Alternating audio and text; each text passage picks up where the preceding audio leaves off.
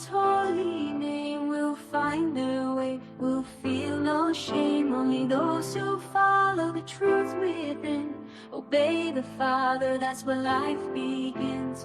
All the loud voices, they lead astray, but Jesus is the truth, the only way.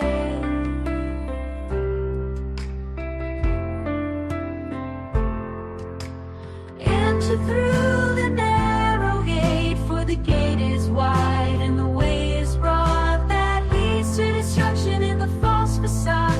Many walk that path and don't see the sign, but the gate is small and the way is divine. The road to life, oh so few will find. In the light of love, leave the darkness behind. Salvation is a gift, it's not of our hands, not by the works or binding demands. It's free for the lost, for the weary soul. Come to Jesus, let Him make you whole.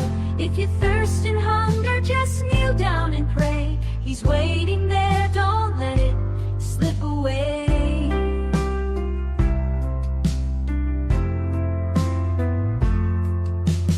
Enter through the narrow gate, for the gate is wide and the way is broad that leads to destruction in the false facade.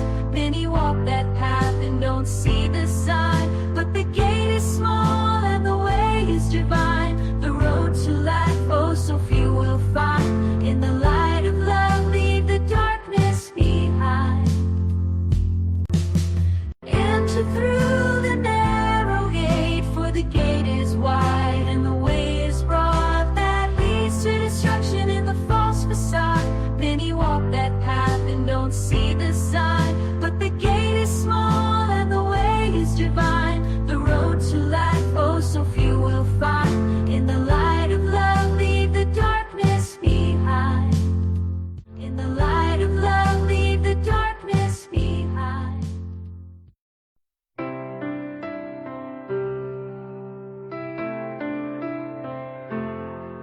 Not all who call on His holy name will find their way, will feel no shame. Only those who follow the truth within, obey the Father, that's where life begins. All the loud voices, they lead astray, but Jesus is the truth, the only way.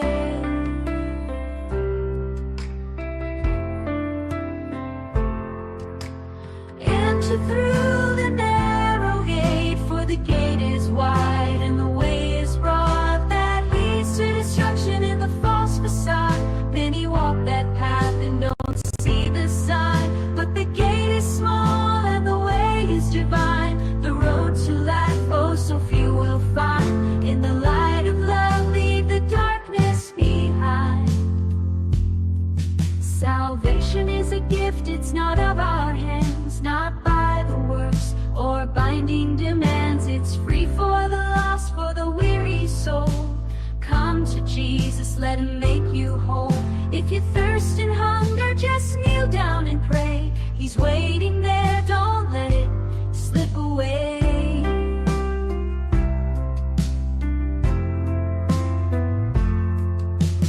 Enter through the narrow gate, for the gate is wide and the way is broad that leads to destruction in the false facade. Many walk that path and don't see the sign, but the gate is small and the way is divine. The road to life, oh so few will find. In the light of love, leave the darkness behind. Enter through the narrow gate, for the gate is wide and the way is broad that leads to destruction in the false facade. Many walk that path and don't see the sign, but the gate is small and the way is divine. The road to life, oh so few will find. In the light of love, leave the darkness behind. In the light of love, leave the darkness behind. Magandang gabi po sa bawat isa sa patuloy na sumusubaybay sa atin pong The Narrow Gate Ministry live podcast dito po sa Facebook. Pastor Ramil, magandang gabi po sa inyo. Magandang gabi, Pastor Derek. Muli po, Pastor, tayo ay narito upang ipagpatuloy po yung pagtalakay natin, pag-expose po natin dito sa mga terminologies at saka mga cliches po ng charismatic. Ano po ba yung mga iba pa? Noong nakaraan po, Pastor, may ilan na tayo. I think nasa 10 pong terminologies na tinalakay po natin. May bago tayo no, na Opo. yung controlling the tongue. Yun. Bahagi rin ito ng positive confessions, no? Kasi you must control your tongue when you are thinking to speak negative languages or negative thoughts. Opo. Yung naisip mo negative, wag mong i-convert into negative na declaration dahil magaganap yun sa iyong buhay. Kaya wag mong aminin may sakit ka. Pag may nararamdaman ka, wag mong sabihin na may nararamdaman ka. Kasi gagamitin yun ng kaaway para mangyari yung sinabi mo. Parang ano po, yan, Pastor, may mga naririnig kasi po ako niyan. Among evangelical din. May ibang mga Christians, sinasabi nila huwag mo sabihin na na wala kang pera. Hindi ka talaga hindi ka pagpapalain. Yes. Talaga namang walang pera. So, wag mong sabihin na mayroon kang Sakit. aman, Ayan. may rayuma ka, wag mong Ayan. sabihin. Isipin mo lang na wala. Kahit meron. Kahit meron. Basta wala.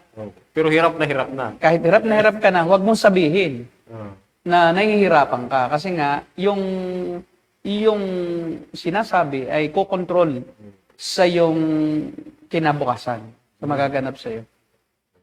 Kaya kasama yun sa positive confessions, yung negative confession. So you need to control your tongue. When you want to talk about something negative, you don't talk about it. You just claim that there's nothing wrong with you. No problem. Basta, mabuhay ka na, positibo lang lahat lagi. Opo, no? Hindi kaya po, Pastor, ito ay pagsisinungaling na rin? Hindi mo Of course, kasama yun sa pagsisinungaling. When you don't admit what's wrong, then you are living in lies. Oo. Kasi pinipilit mo pa rin sabihin okay ka lang kahit hindi na. So pagsisinungaling na rin yan. Parang ganito lang yun. Dahil niyaya kang kumain, nahihiya ka, sasabihin mo kumain na ako, pagsisinungaling pa rin yun. Kasi parang sinasabi, gutom ka ba? Hindi. Huwag mong sabihin gutom ka. Yun lang yun eh. So, tingnan natin yung ating unang video about yung controlling the tongue. Parang ano po ito, Pastor? Yung una po ay tungkol po ito sa controlling the tongue ba rin po ba yun? Yung patungkol po sa yung pananampalataya mo, yung faith can move mountains. Yes, yun nga Bang- yun. Nga yun. Oo. Oh, Kabaligtaran yan, na huwag mo sabihin hindi mo kaya. Sabihin mo lang na kaya mo.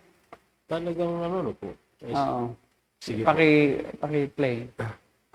matindi ito. So Jesus said, you need to speak to the mountain. Your mountain needs to hear your voice. Call that baby up. 1-800 mountain. Mountain, I have some things to say to you. You are trespassing in my life. And you cannot, because I've been translated out of the kingdom of darkness into the kingdom of the Son of your love. You cannot have my body. I command sickness to go. I curse cancer. I command you die in Jesus' name. You'll not have my family in Jesus' name. Loose that and go in Jesus' name. You need to talk to your mountain. Your mountain needs to hear your voice. You say, why? Because God has given you authority. That's why. Jesus said this in Luke. He said, behold, I give you authority to trample on serpents and scorpions over all the power of the enemy, and nothing shall by any means harm you. So Jesus Nabanggit na naman po yun. Nabanggit na naman. Piniliwanag na natin yung last week na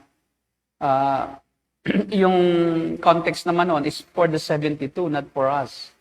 So, hindi rin yun for the 12 apostles, but the 72 disciples. Mga sinugo na. Na sinugo niya ng 2 by 2 sa mga Jewish people na badaanan ng pangangaral ni Jesus. Kasi yan is in preparation for the coming preaching ni Jesus. No, po. So, kailangan mo nang ihanda nila yung heart ng tao. No, may nag-miracle dito. So, maku-curious yung tao.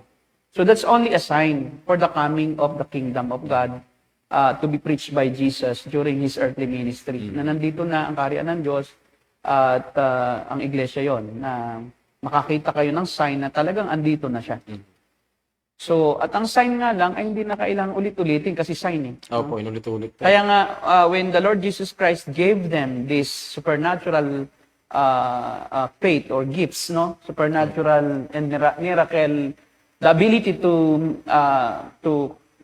heal the sick and cast out demons, and yun nga, tumuntong sa mga scorpions na kahit sila ay sting, hindi sila tumuntong sa mga ahas.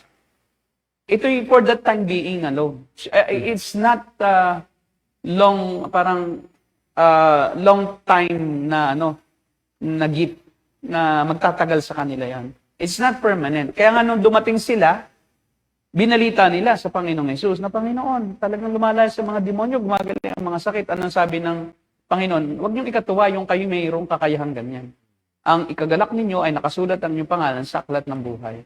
It's far more important to be saved and to be sure of your salvation and relationship with the Lord rather than to have power or to be able to command things into existence or to perform miracles or to have supernatural abilities. Hindi iyon ang pinakamahalaga. Ang mahalaga ay yung salvation at yung iyong katiyakan na ikaw ay papunta sa piling ng Diyos. At pagkatapos noon, hindi na sila binigyan pa. No? We will not see any other instance na yung mga 72 na yun ay binanggit pa ng Panginoon. Wala na po eh. So, temporary lang yung kanilang abilidad. Ngayon, ang ginagawa nitong mga ito ay itinatawid nila yon, yung 72 na yon na binigyan, akala nila meron pang another batch. Wala na. Apostol na ang another batch, ang second batch.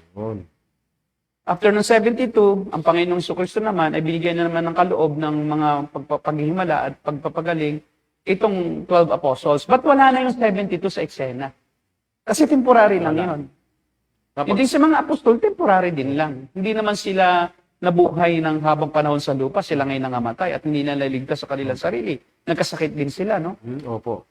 So, si Paul nga, nagkaroon ng karamdaman sa mata, no? At sabi nga niya, ay yung ibang bahagi ng kanyang mga sulat, gaya dun sa Korinto, ay isinulat niya yung sariling mata niya kasi nga meron siyang ng sarili niyang panulat dahil nga may nahihirapan ang kanyang paningin pagkasi sumusunod. Kaya siya meron siyang tagasulat, si Tertius. Si Tertius ang kanyang sekretary. Opo. So, bihira lang siya na sumulat, na siya mismo ang sumulat ng kanyang mga aklat sa mga iglesia. So, kaya nga, si Pablo mismo, hindi nga gumaling sa sakit eh. O di sasabihin mo, wala siyang faith. Pwede namang i-command ni Paul na, I command you, sickness, get out of my body. Ano ba? Hindi ganoon po. Hindi po yun blanket power and authority that remained in them. Nagpakailanman nasa kanila na. Oh, di ba tumanda nga sila, namatay nga sa katandaan si John. Hindi sinapigilan ang pagtanda. Si Peter ipinako ng patiwarik. Pwede naman niya i-command lang na lumayas yung mga demonyong yun. Inaalihan ng demonyong yun na pinapako siya ng patiwarik. Kaya napaka-ironic po, Pastor, no? Yung mga nag-claim na sila ay mayroong kapangyarihan, authority na magpagaling. It creates false hope. Alam mo yun, yung false hope na binibigay nila sa tao, tinuturo nila sa tao na basta may faith ka, you can command things to come into existence. You can command blessings to come to you, and you can command, just in a faith, just like a mustard seed, you can tell to this mountain, jump, and it will jump into the sea. Ngayon, tingnan natin yung verse na sinasabi nila sa Mark 11:23, no? Pakibasa mo. Context yan. Mark 11:23. Mark 11:23. Ito yung kanyang sinasabi na patatalunin sa Opo. dagat. Dahil may pangako daw ang Diyos na basta sinabi mo, basta if you have enough faith, you can command even the mountain Sige. or even a mountain to jump into the sea. Yan, verse 23. Sumagot si Jesus, manalig kayo sa Diyos. Tandaan ninyo ito, kung kayo'y nananampalataya sa Diyos at hindi kayo nag-aalinlangan, maaari ninyong sabihin sa bundok na ito, umalis ka riyan at tumalon ka sa dagat, at ito nga ang mangyayari. Yun, di ba? Ngayon, ito ang tanong ko sa inyo. May nangyari na ba? May tumalo na, May tumalo na bang bundok? Wala pa. Kahit ang Panginoong Hesus di man nagpatalo ng bundok. Bakit? Ito pong context nito, it is a figurative language. dapat natin po maunawaan. Yes. It is a figure of speech. Sa Bible po kasi, o kahit saang language, no? Hindi lang sa Greek at saka Hebrew language, kahit saang kultura, kahit sa anong wika, may tinatawag tayong exaggeration. Opo. It is only a figure of speech that you exaggerate a statement so that it will help the hearer to understand more what you want to mean or to say. Like for example, ang ating pang-araw-araw na ginagamit na hindi literal. Of course, pag figurative language, hindi literal yan. Opo. Anong ibig sabihin lang dito? Gaya nung isang exaggeration na, diba, sa Pilipinas, no? Pagka yung gutom na gutom ka na, no? Mamamatay ka sa gutom. Mamatay na. Parang mamamatay na ako sa gutom. Pero hindi naman totoong mamamatay ka na sa gutom. Gutom na gutom ka lang. You exaggerate your situation so that somebody would give you, be forced or be influenced to provide you for food o provide you food or your Needs. immediate need. Kasi nga, mamamatay ka na. Yung, halimbawa, lungkot na lungkot ka, yung kagabi ay halos matigmak ng luha o mapuno, malunod ako sa luha. Diba? O basang-basa ang aking una ng luha. Tigmak ng luha. O, hindi yun totoo. Diba? So those are, kaya nga dito, if anyone says, kaya rhetoric, but to this mountain, diba, go through yourself into the sea. So ito rin ay may tinatawag na personification. Wala namang bundok na may paa para lumundag. So marami itong figurative languages. Nakapaloob dito yung hyperbolic. Hyperbole. Diba? Symbolism. Hina-hyper mo yung pananalita. Nakapaloob din dito yung personification. Ang personification is a figure of speech that you give human body parts to a non-living thing. Like, that all of the trees of the field clap their hands. That all of the trees of the field clap their hands. That's not literal na mayroong kamay yung mga puno. Diba? Mali yun. Pinipersonify lang ng mga awit yung mga puno na parang tao sila. Pero hindi sila tao na may kamay. Personification yon, di ba? Pinipersonify, kinakausap yung puno, tapos yung puno, parang may paa, lulundag. So, dalawa yung figurative language na involved dito sa pananalitang ito ng Panginoon. Na sinasabi lang ng Panginoon, ang point lang dito is, if you have faith, if you believe in your heart, then, sabi nga, that what they say will happen. It will be done for them. So, it doesn't mean na lahat ng sasabihin mo ay susundin naman ng Diyos. Ano ka, ikaw na ang masusunod? Siya lang masusunod. No? So, ang Diyos pala ay parang genie na Parang ganun. without consideration kung kalooban ba niya o hindi. Basta ako may, kaya tawag dito ay faith in faith. It is not faith in God, but faith in your faith. As long as you have enough faith in your faith, hindi ito yung faith in God yung ginagawa nila ngayon. Kasi nga, kanila nga nililiteralize. So, hindi pwedeng i-literalize yung figurative language. Figurative lang. Kasi that's going against proper hermeneutical principles. Hindi yung tamang paraan ng pangunawa na gamit ang magandang pamamaraan o tamang pamamaraan ng unawa sa mga talata o mga kabanata at teksto ng Biblia. Okay, so ito ay hindi nag-aral. Yung pastor na yan, hindi nag-aral ng hermeneutics. Sabihin mo sa mountains mo. And sadly, most Pentecostal and even some evangelicals, they don't study hermeneutics. They did not study hermeneutics Yes po. properly. Wala silang art and science of biblical interpretation. Kaya literalism ang tawag dyan. Nililiteral mo, lahat ng mabasa mo, literalistic ang yung approach. Gaya ni Soriano. Nabasa lang niya na may trono ang Diyos o may puwet ang Diyos. So logic lang ginagamit. O literal. Kung mayroong literal na na upuan. Ano yung gawa? Yung sa Nara? Yung upuan ng Diyos, it's a symbolic lang language. That God is powerful. Like a king who is on the throne. He doesn't need to do anything. He is just resting, but he can command. Yun ang totoo. Sa Diyos, kaya niya yun. But we cannot command. Kaya yung upuan, those are figurative lang. Kanan ng Diyos. Diba? Kanan. It's not literal na kanan, na parang kanan na side. Ano yun? May left din. Di ba? Espiritu nga ang Diyos, di walang left and right. Kasi hindi nga siya nakikita. Ang ibig lang sabihin ng kanan ng Diyos, nasa kanya ang lahat ng power ng Diyos. Alter ego siya. Kanang kamay. Parang siya na ang gumagawa ng lahat ng dapat gawin nung nag-utos eh. So wala nang iba pa na mas may kapangyarihan pa kay Jesus. Dahil siya na mismo ang pinagawa ng Diyos ng lahat ng mga gagawin mismo ng Diyos. Sila iisa eh. So, kaya yung kanang kamay, hindi parang posisyon lang, no? Na parang pangalawa lang si Jesus sa langit. Kapantay na. Kundi kapantay siya, kaya ibinigay sa kanya nga lahat ng kapamahalaan. Kaya ibig sabihin nun ang kanang kamay. Tama. Hindi literal na parang bodyguard lang. Hindi bodyguard si Jesus ng Diyos Ama. Alalay, no? Kapantay siya. Parang pag sinabi mo, pastor, na kanang kamay ni Mayor, ano eh. Oo. Alalay. Diba? Parang mas mataas pa rin si Mayor, Oo. pero pag gusto mo lumapit kay Mayor, doon ka lumapit. Parang ganun.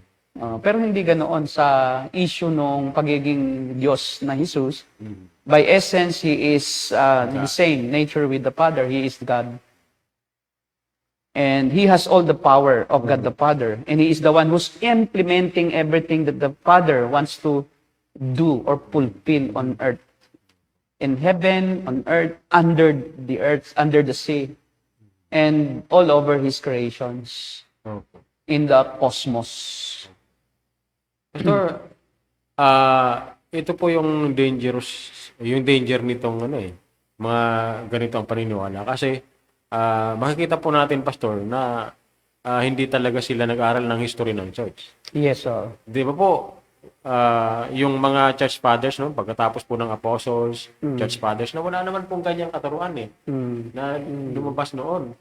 Kailan po ba ito nag-umpisa? Ba't ganito ang ano yan? Ang pinag-ugutan niyan ay yung Word of Faith movement. Oh, yun. At ang founder ng Word of Faith movement ay, na dati ay hindi naman wala sa Christianity. Ang founder ng Word of Faith movement ay si E.W. Kenyon. Yan, si E.W. Kenyon. Itong si Kenyon, no, ay si E.W. Kenyon ay hindi naman Kristiyano yun eh. Yun. At na-influence niya si Kenneth Hagin. So, si E.W. Kenyon ay nag-aral siya ng metaphysical new thought ni Phineas Quimby or mind science. Si Quimby. Si Phineas Quimby yung pinag-aralan ni E.W. Kenyon. Si E.W. Kenyon ang founder ng Word of Faith movement within Pentecostalism. Opo. Itong si E.W. Kenyon naman kasi, hindi naman ito Christian. Oh. So, ibig sabihin itong Pentecostalism na ito, hindi pa na... Yes, oo. Hindi nagmula sa Christianity. Oo. So, pinag-aralan niya si E.W. Kenyon, ang paniniwala ni E.W. Kenyon ay mind science, new thought, metaphysical. So, siya ay parang albularyo. Ang dating noon. Maski ngayon, ganoon din ang albularyo. Parang mayroon kang secret knowledge, mayroon kang secret power. Kaya pala po ganyan din yung mga... Yes, doon na galing. Sa albularyo. Doon sa, sa quack, sa mga quack doctors. Sa mga naniniwala sa espiritismo, na may mga espiritu sa iba't ibang sulok ng mundo. Sa kanto. Sa kanto, at kukunin mo yung power niya, no? Ng espiritu. Gagamitin mo siya to fulfill what you want. Yun yung mind power, mind science. You use the power of your mind to influence the spirits around us. Wow. So that you can command them to do whatever you say. So you are using the power of your mind and the spirits so that whatever you want to command to existence will come true, will be fulfilled. No. Ako. Yan ang napaka... And then ang belief nitong si Kenneth ni Kenneth Hagin, nang ipasok niya ito sa Christianity, kinristianize niya yung term. At sinabi niya na may force yung faith. If you have faith, it has force. Because your faith comes from your mind, therefore, if you have faith, it has force to manipulate things.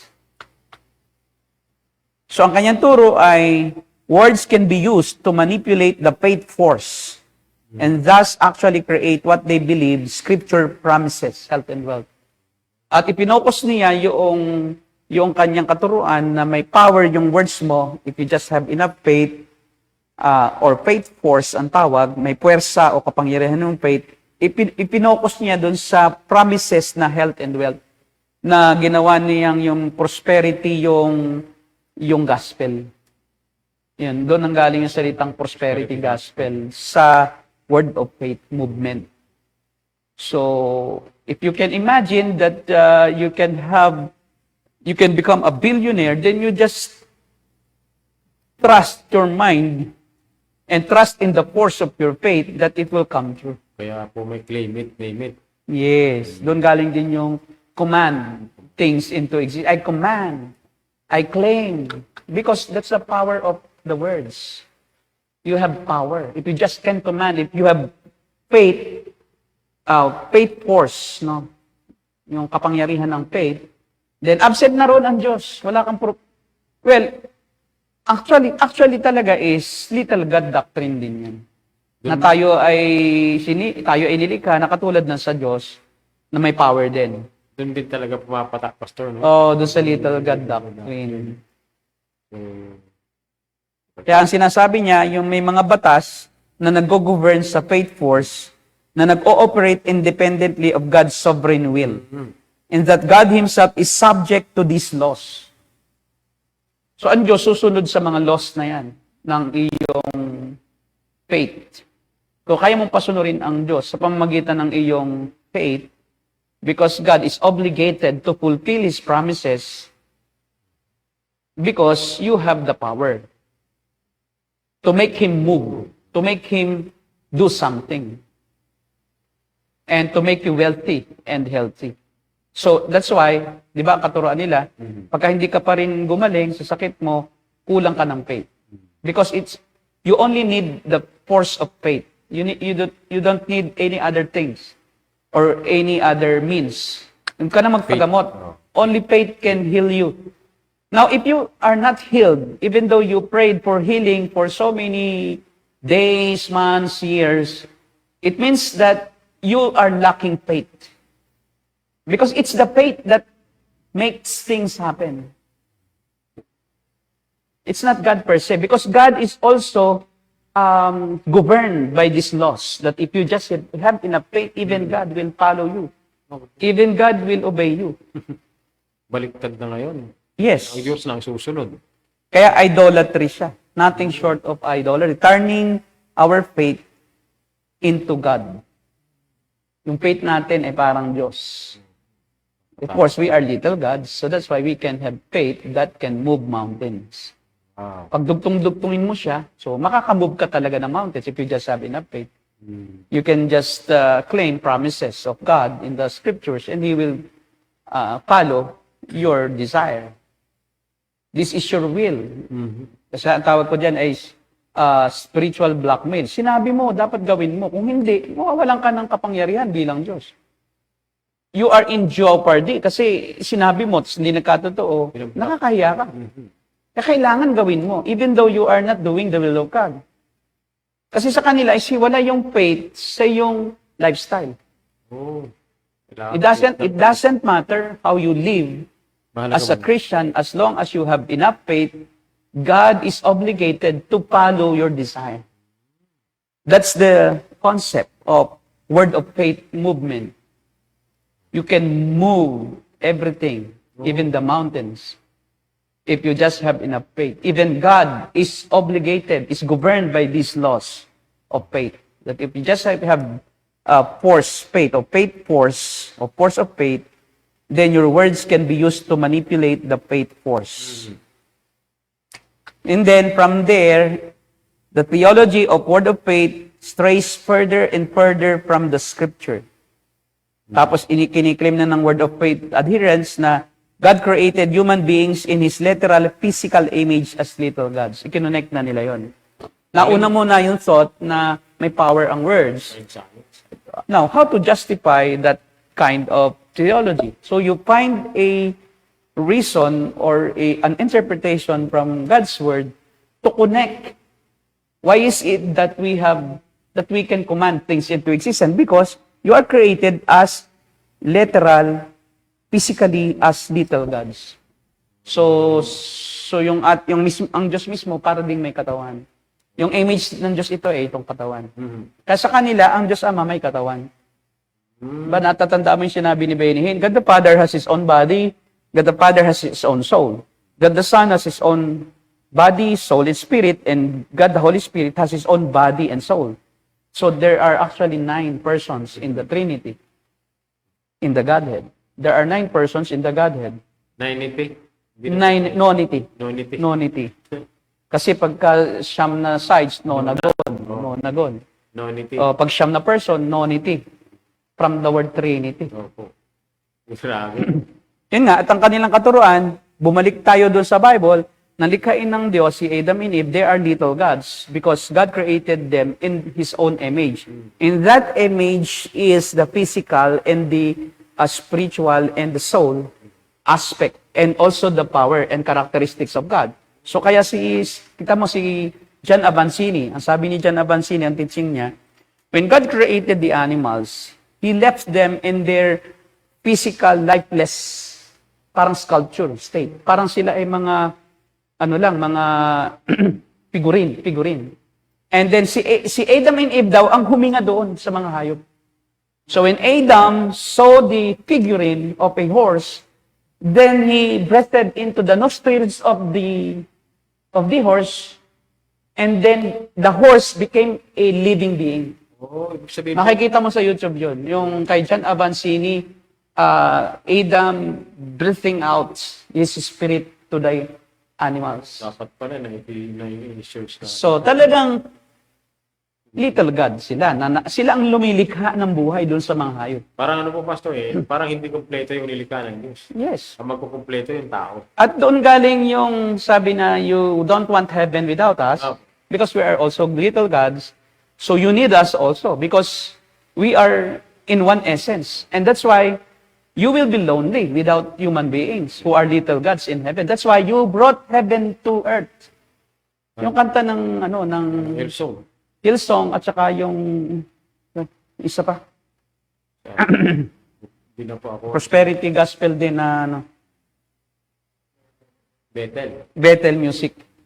Yun din, di ba? Yun yung isa pa. Mapapansin mo rin sa katuruan, di ba?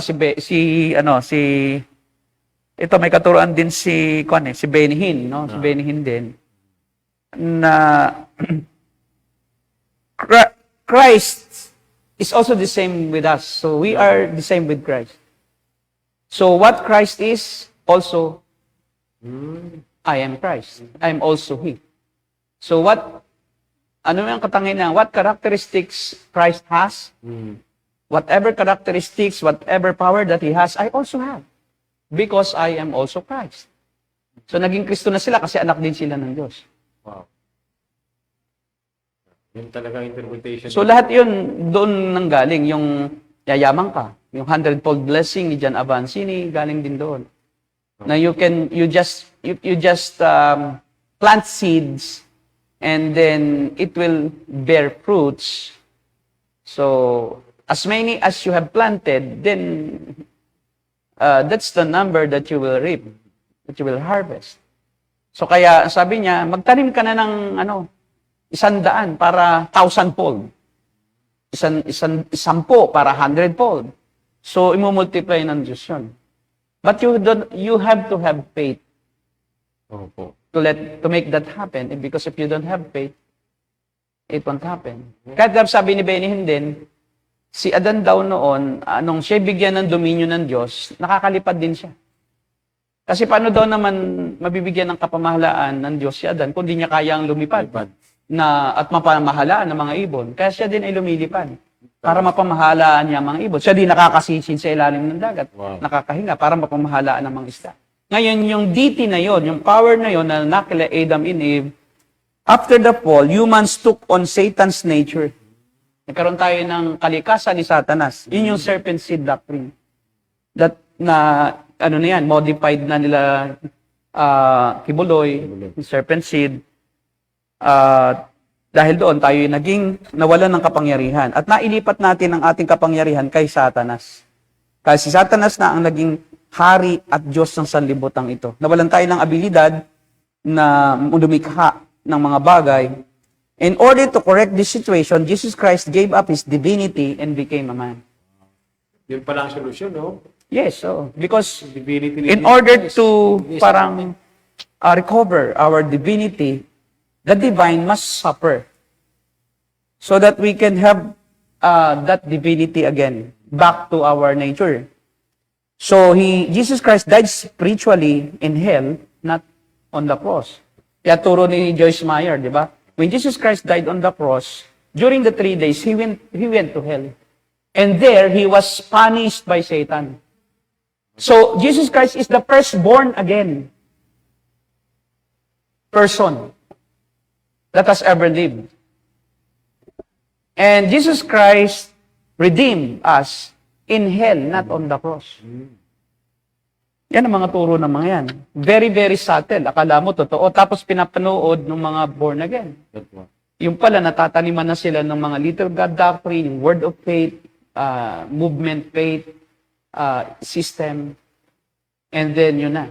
Aalis na sila sa tunay na Christianity. Kasi mas masarap dito eh. Siyempre, sino ba namang ayaw ng may kapangyarihan?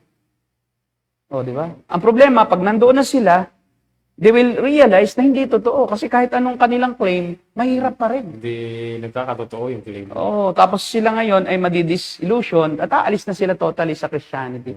At sasabihin nila, yung Kristyanismo, peke yan. Hindi tunay. Yun ang problemang malaki.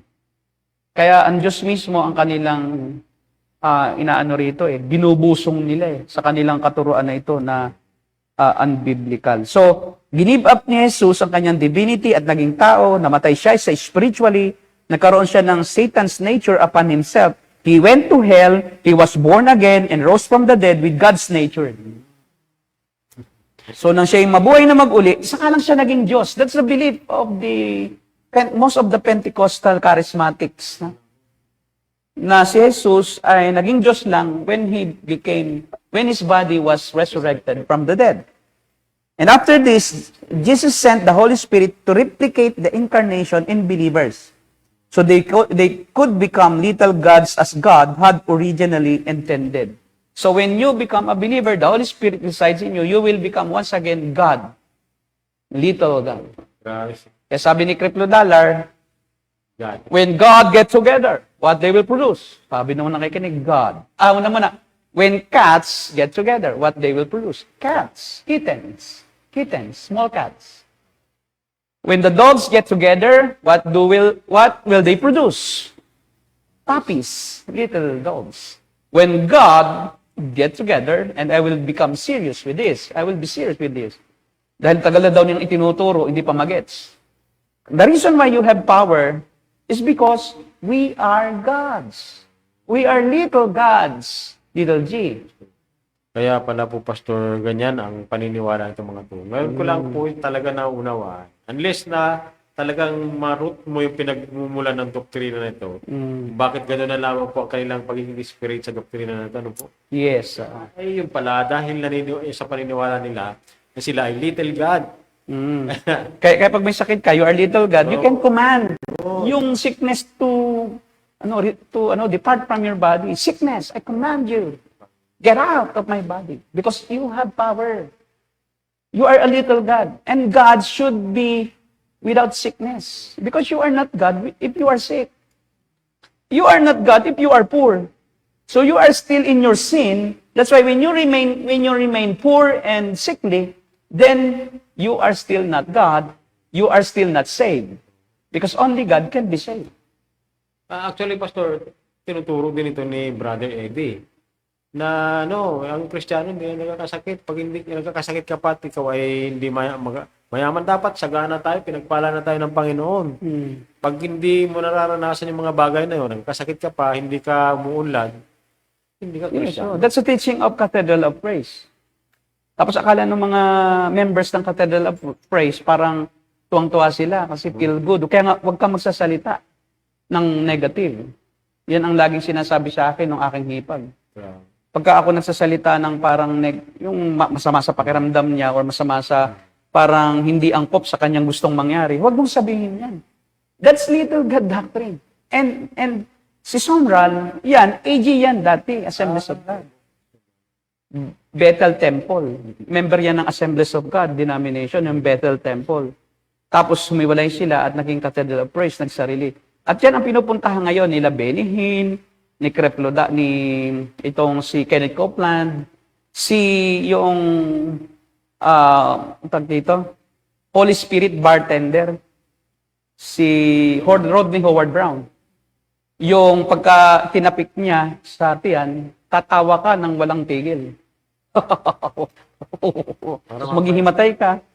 Kasunod ng mga videos ko na. Yun, si Rodney Howard Brown. Si Kenneth Hagin din, ay nabaptize din na holy laughter din ni Rodney Howard Brown.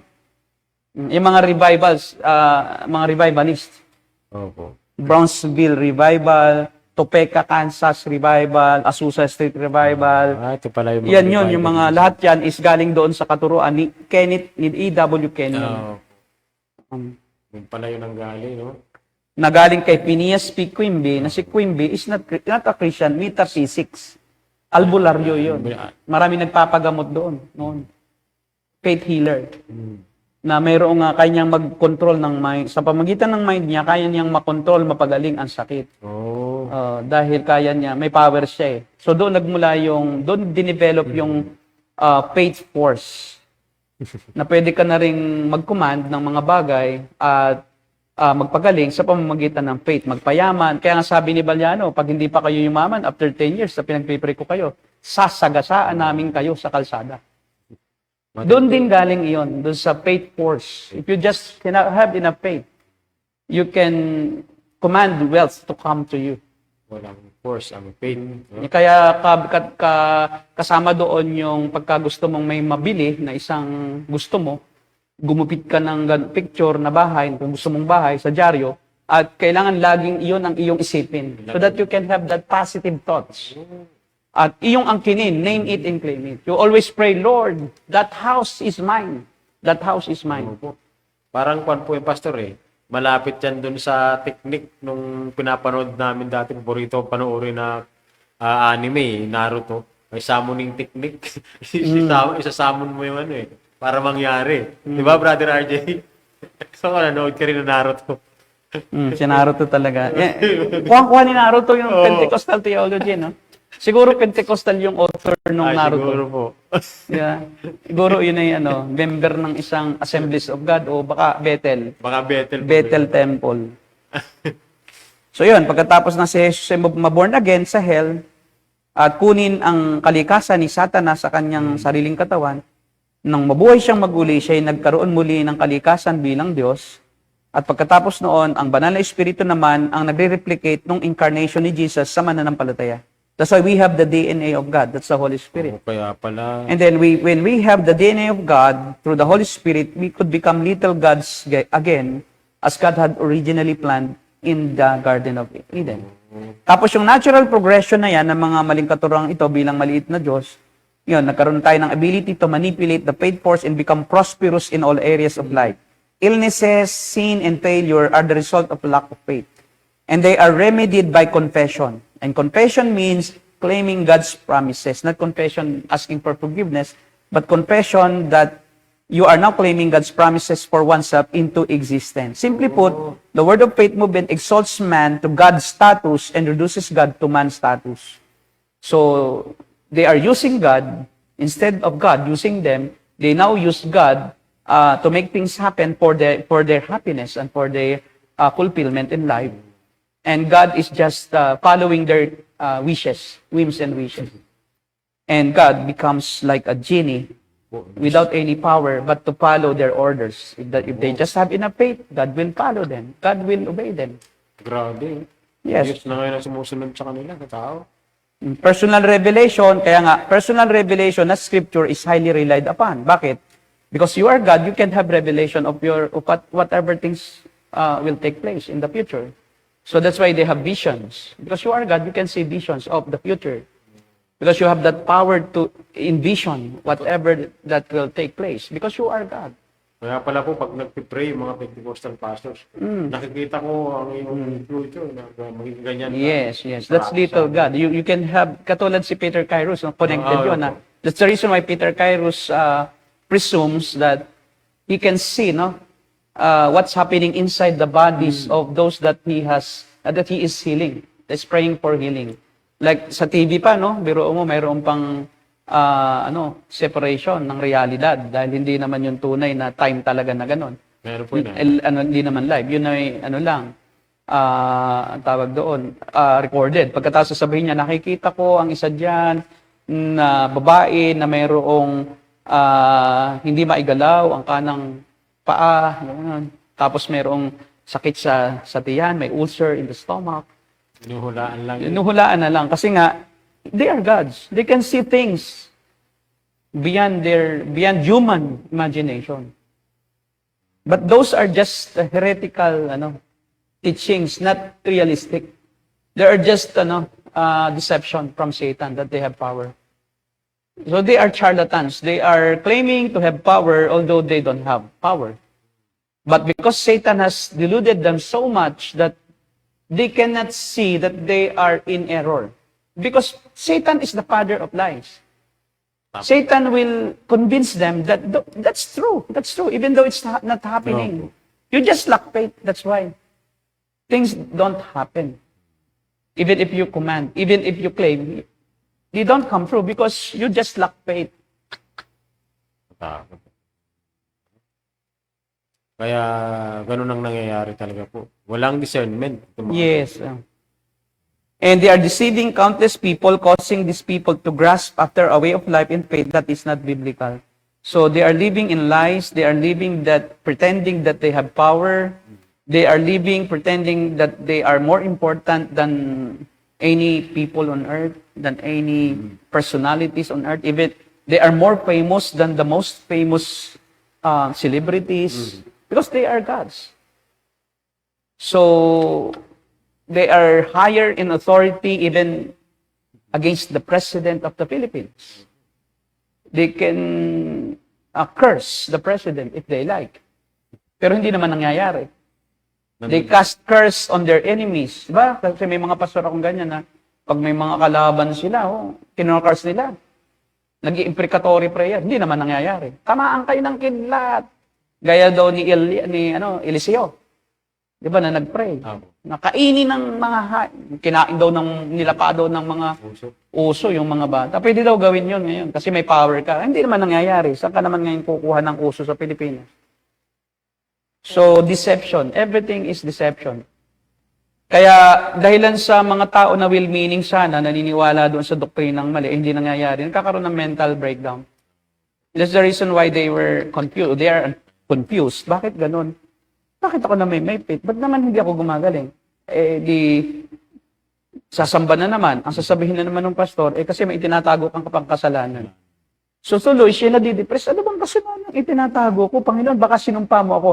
Up to the point na sabihin na nila or isipin nila na baka hindi ako Kristiyano. Hindi ako ligtas. So they are now doubting even their faith in Christ, even their relationship with God. At sila ay in despair, sila ay confused, sila ay depressed, at sila ay walang joy sa buhay. Kasi hindi nangyayari sa akin, baka ako ay hindi Kristiyano. At hanap sila ng solusyon, Panginoon. Tapos magkukonsit sila, isip-isipin nila, basa ng Bible, sana magkaroon ako ng ganong faith na kagaya nila. Hindi mangyayari kasi nga mali naman yung faith na yon. Ayun yung dinidesire na po nila, mali na. Hindi pa rin talaga mararanasan ng tinubo ng Diyos. Imagine, nag-umpisa sa isang albularyo. Dinala sa church sa Pentecostal ni A.W. Kenyon from Phineas P. Quimby.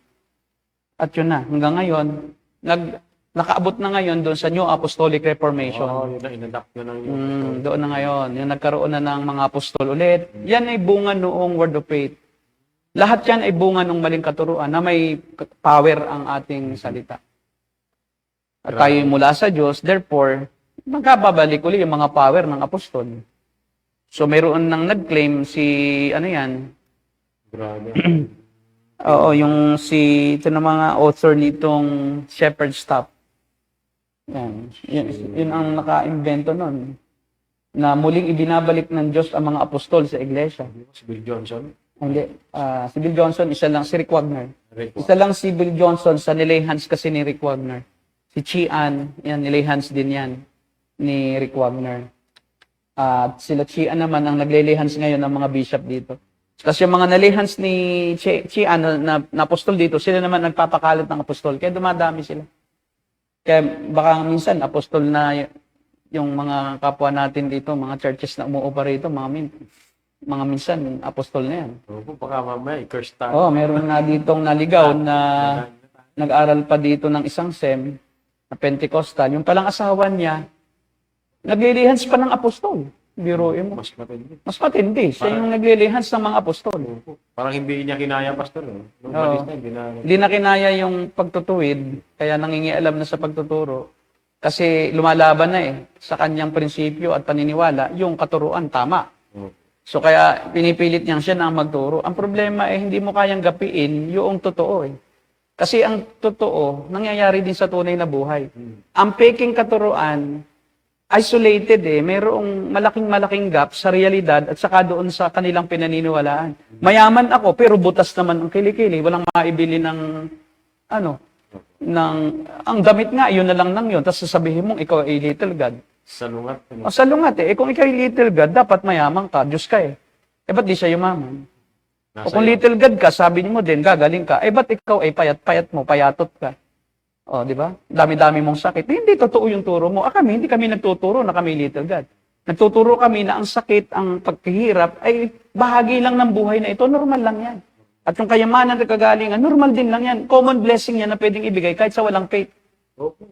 At sa mga God makes the sun shine both to good and evil. satanista nga. Kahit satanista nga, di ba? Pinatagal pa ang buhay ni Ozzy Osbourne. Mabot pa ng 74 years old. Sabay kayo. Di ba? Nakasabay pa kay MacArthur. Pagdating doon, ay hindi niya makikita si MacArthur. Nasa impyerno siya Talaga nasa impyerno siya. We can judge that because of his denial of God.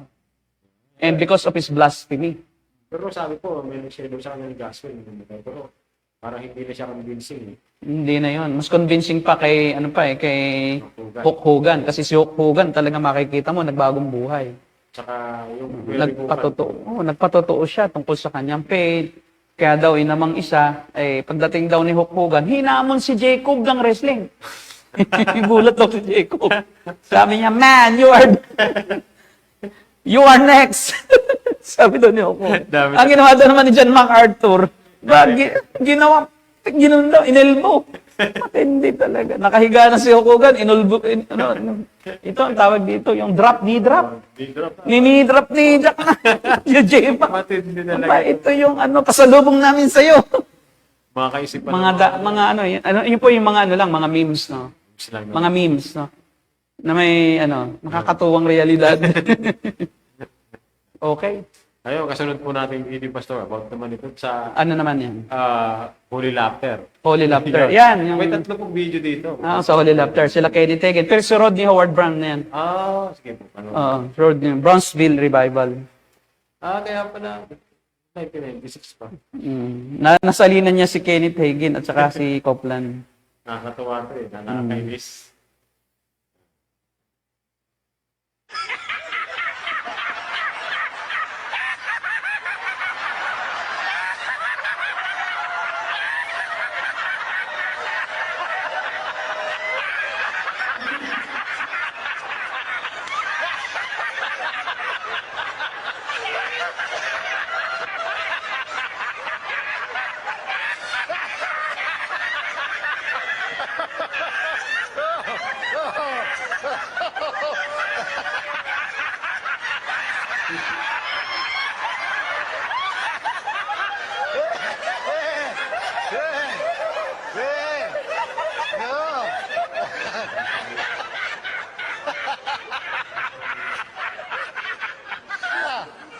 Tama.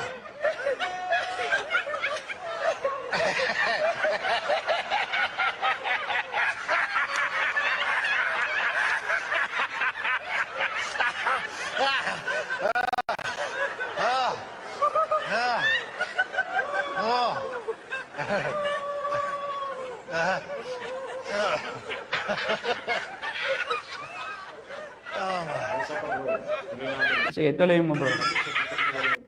Baka makita mo dyan si Rodney Howard Brown.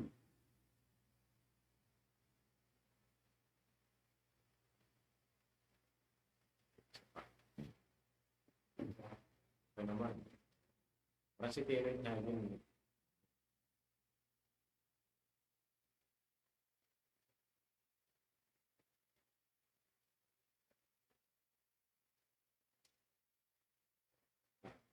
Yung kasunod ka rin. Yan.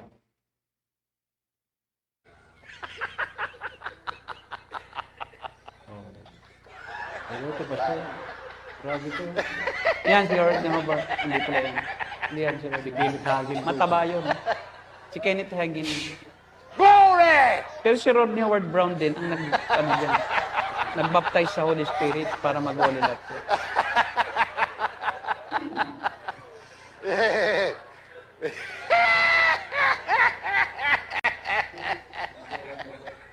Thought you was done, didn't you?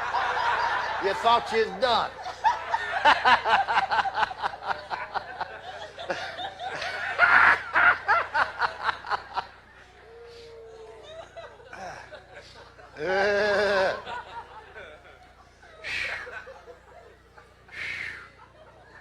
Oh.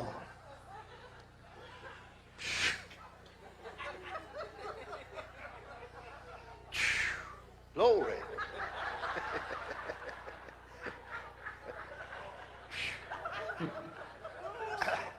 We're having fun.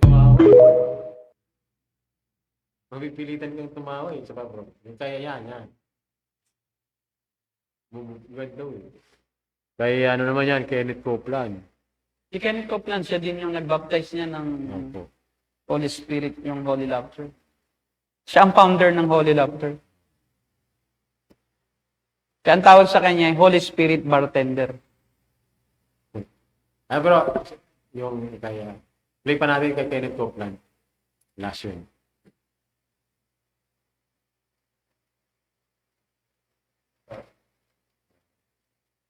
Grabe to. Diba, napaka improper na ng ano. Tawa na yan. Tutumbad yan sila.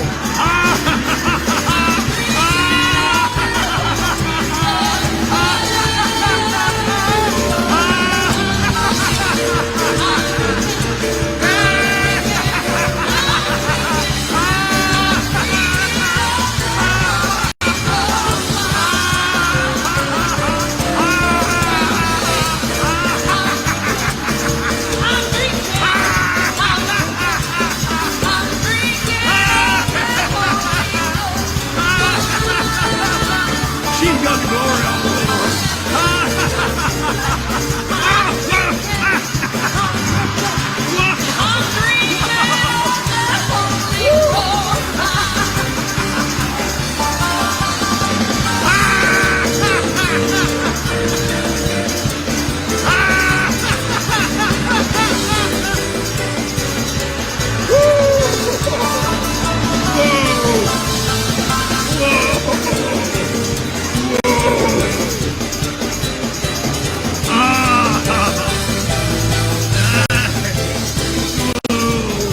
Okay.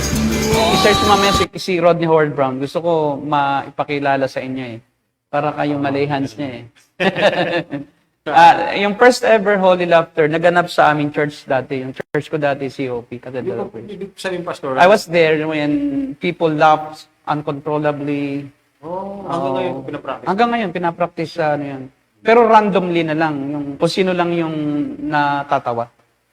Meron doon, maghapon, nagtatawa. Natapos ng service, nakahiga pa rin. Tapos tawa pa rin ng tao. Hindi ko ba mapuno na ng ano ang katawan? Oo, kaya nga meron ding parting in the spirit eh. Oh, Parting na. Parting. Kasi kung ano ka, holy laughter, di ba? Laughter in the spirit, holy laughter. Puno ng hangin. Hindi mapupuno ng hangin, mapapart ka nga. Kaya, Autot ka. Meron namang parting in the spirit. Kasi yung pumasok na yon na hangin, na nag-cause ng joy sa'yo, lalabas din yon. Holy part naman siya. part daw. Kailangan pala sinising mo, tinalanghap mo. Oo, siya kasi nga, di ba, mayroon daw ngayong gamot na daw ang mabahong amoy ng utot eh. Kasi it is, cure for cancer, sabi nila. Kasi may ano na ng holy yun eh. Holy.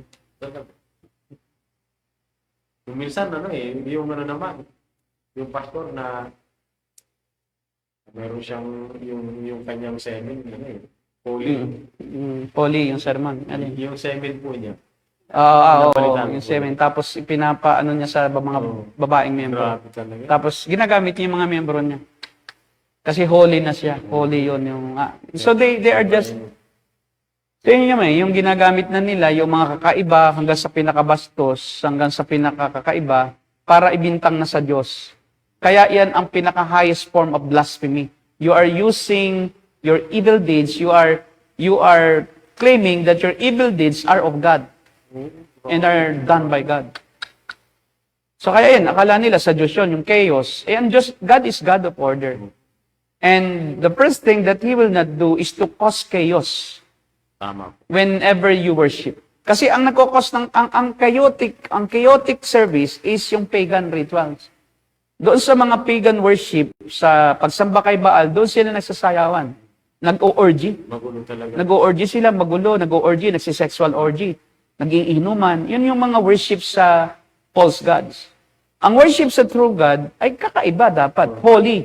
It should be characterized with holiness and by holy deeds and gestures. Hindi dapat makasalanan ang iyong gagawin.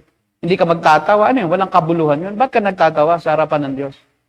Do you think God will be pleased if you will laugh uncontrollably in front of Him? Kahit na tao, na hari, na pupunta ka sa harapan ni Marcos, tapos gagawin mo lang ganun ka lang ng ganun.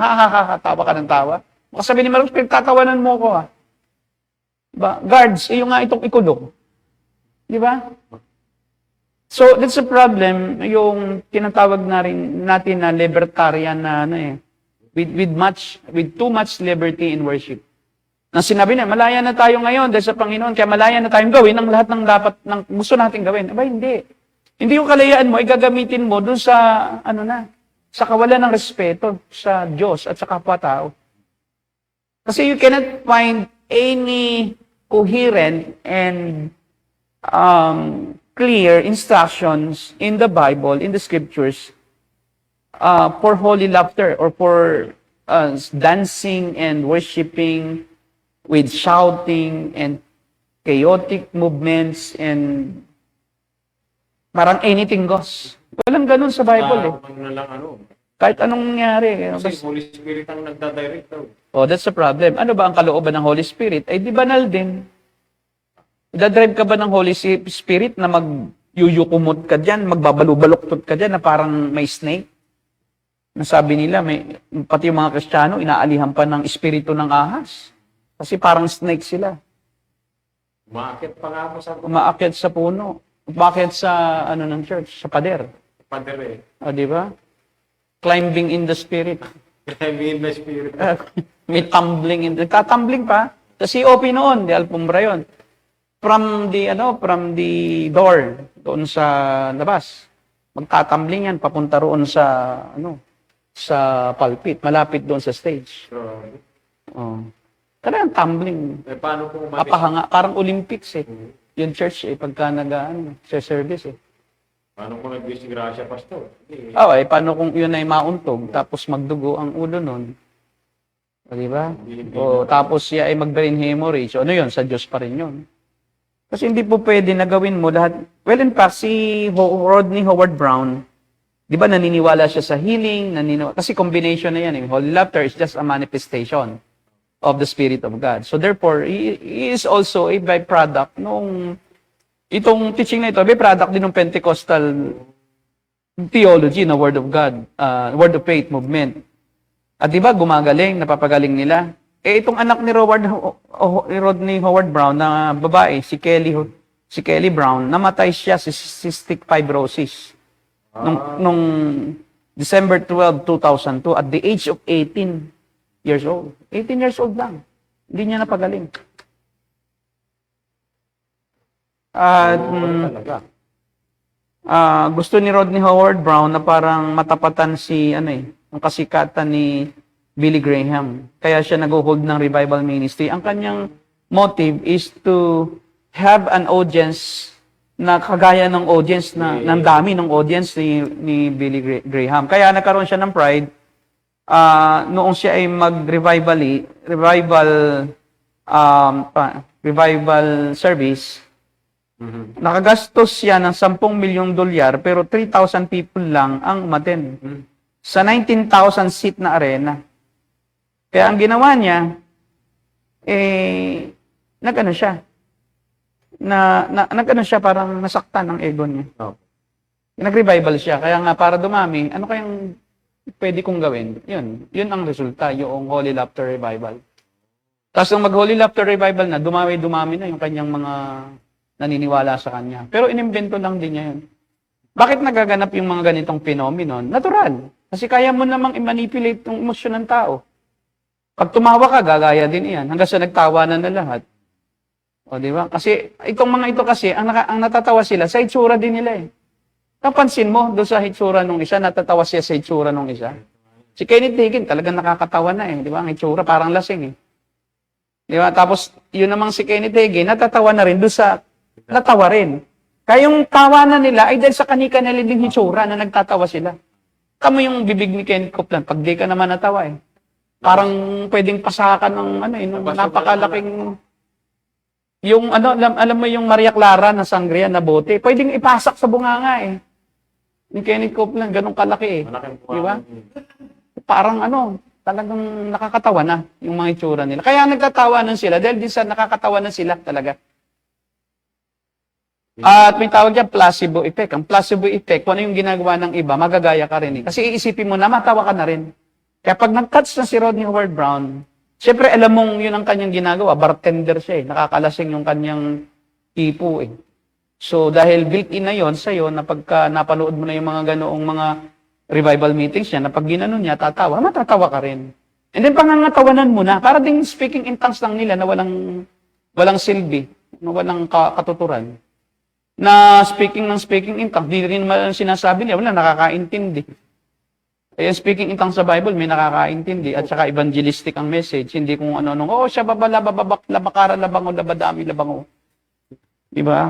Mr. Clay na pala yun. Mr. Clean. Di ba? May nagtapat sa COP na bago siya makagraduate, estudyante sa COP, Bible School, bago siya makagraduate, kailangan mag-speak in tongues. Ang ginawa daw niya is, binagdugtong-dugtong niya yung mga pangalan ng candy. Candy mint, Halls, Snow Bear, White Rabbit.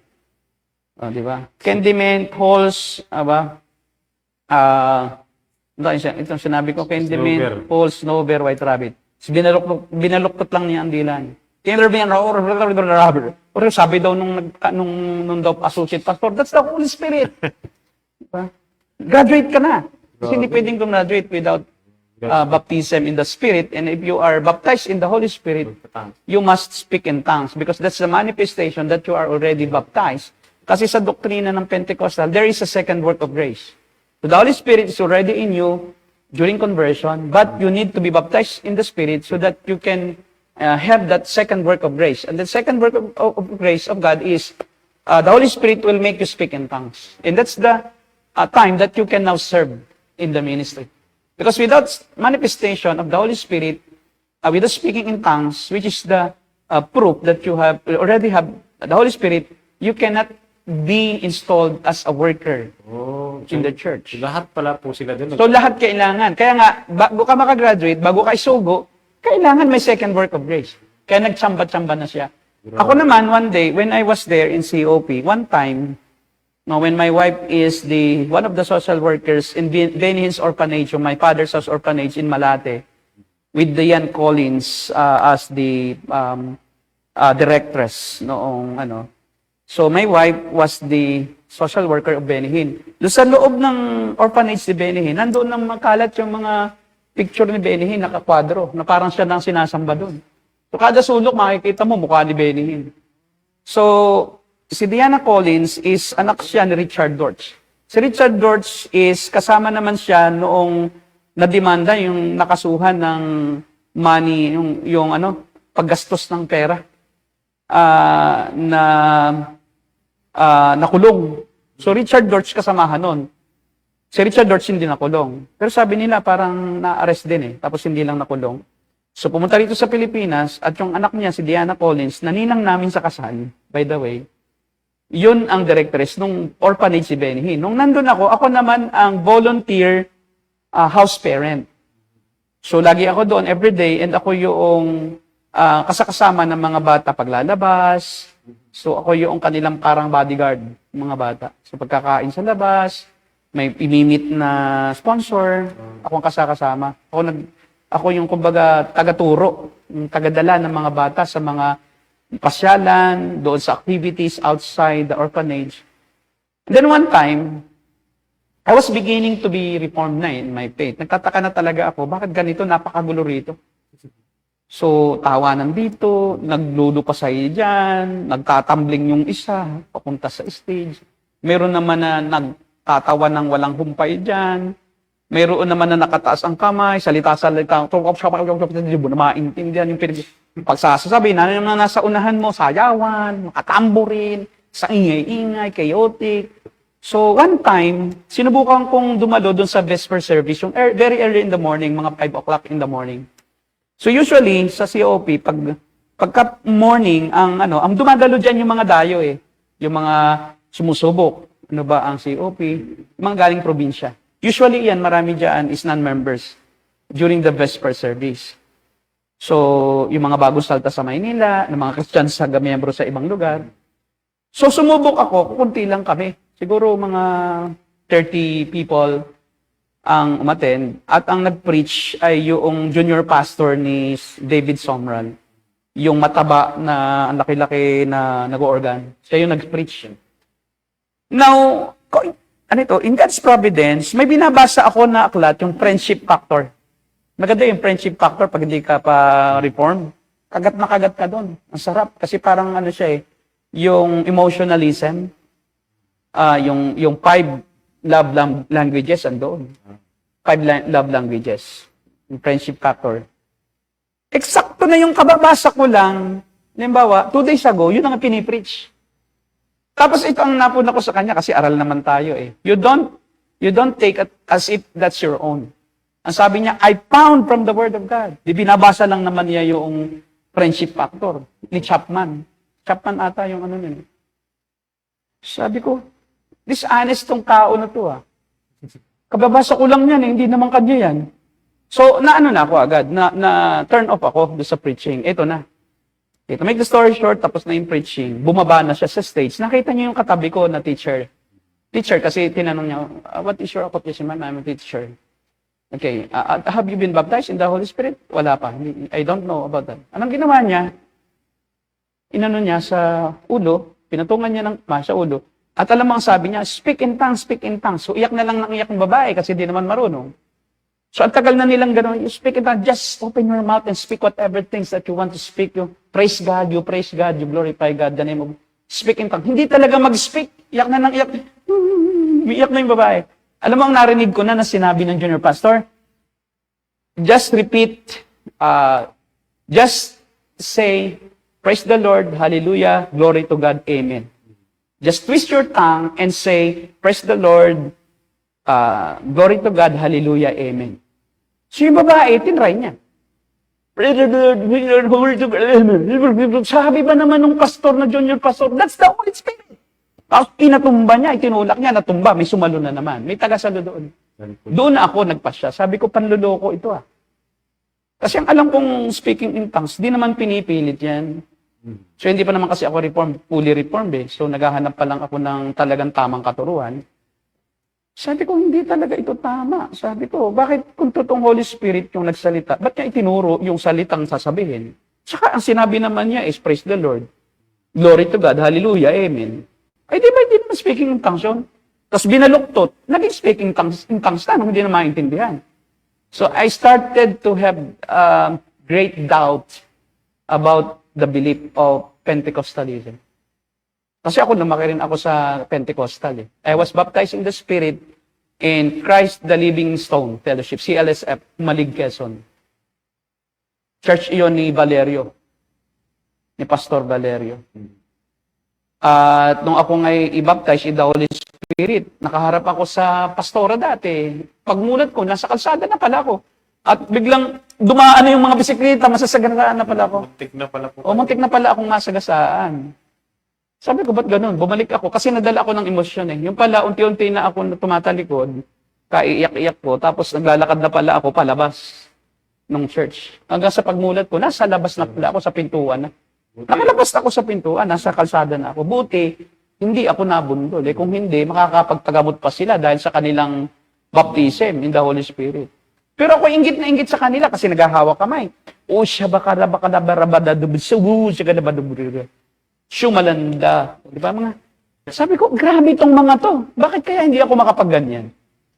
Kasi faithful, honest ako sa sarili ko. Sabi ko, kung magaganyan ako, hindi ko dapat na, ini-invent.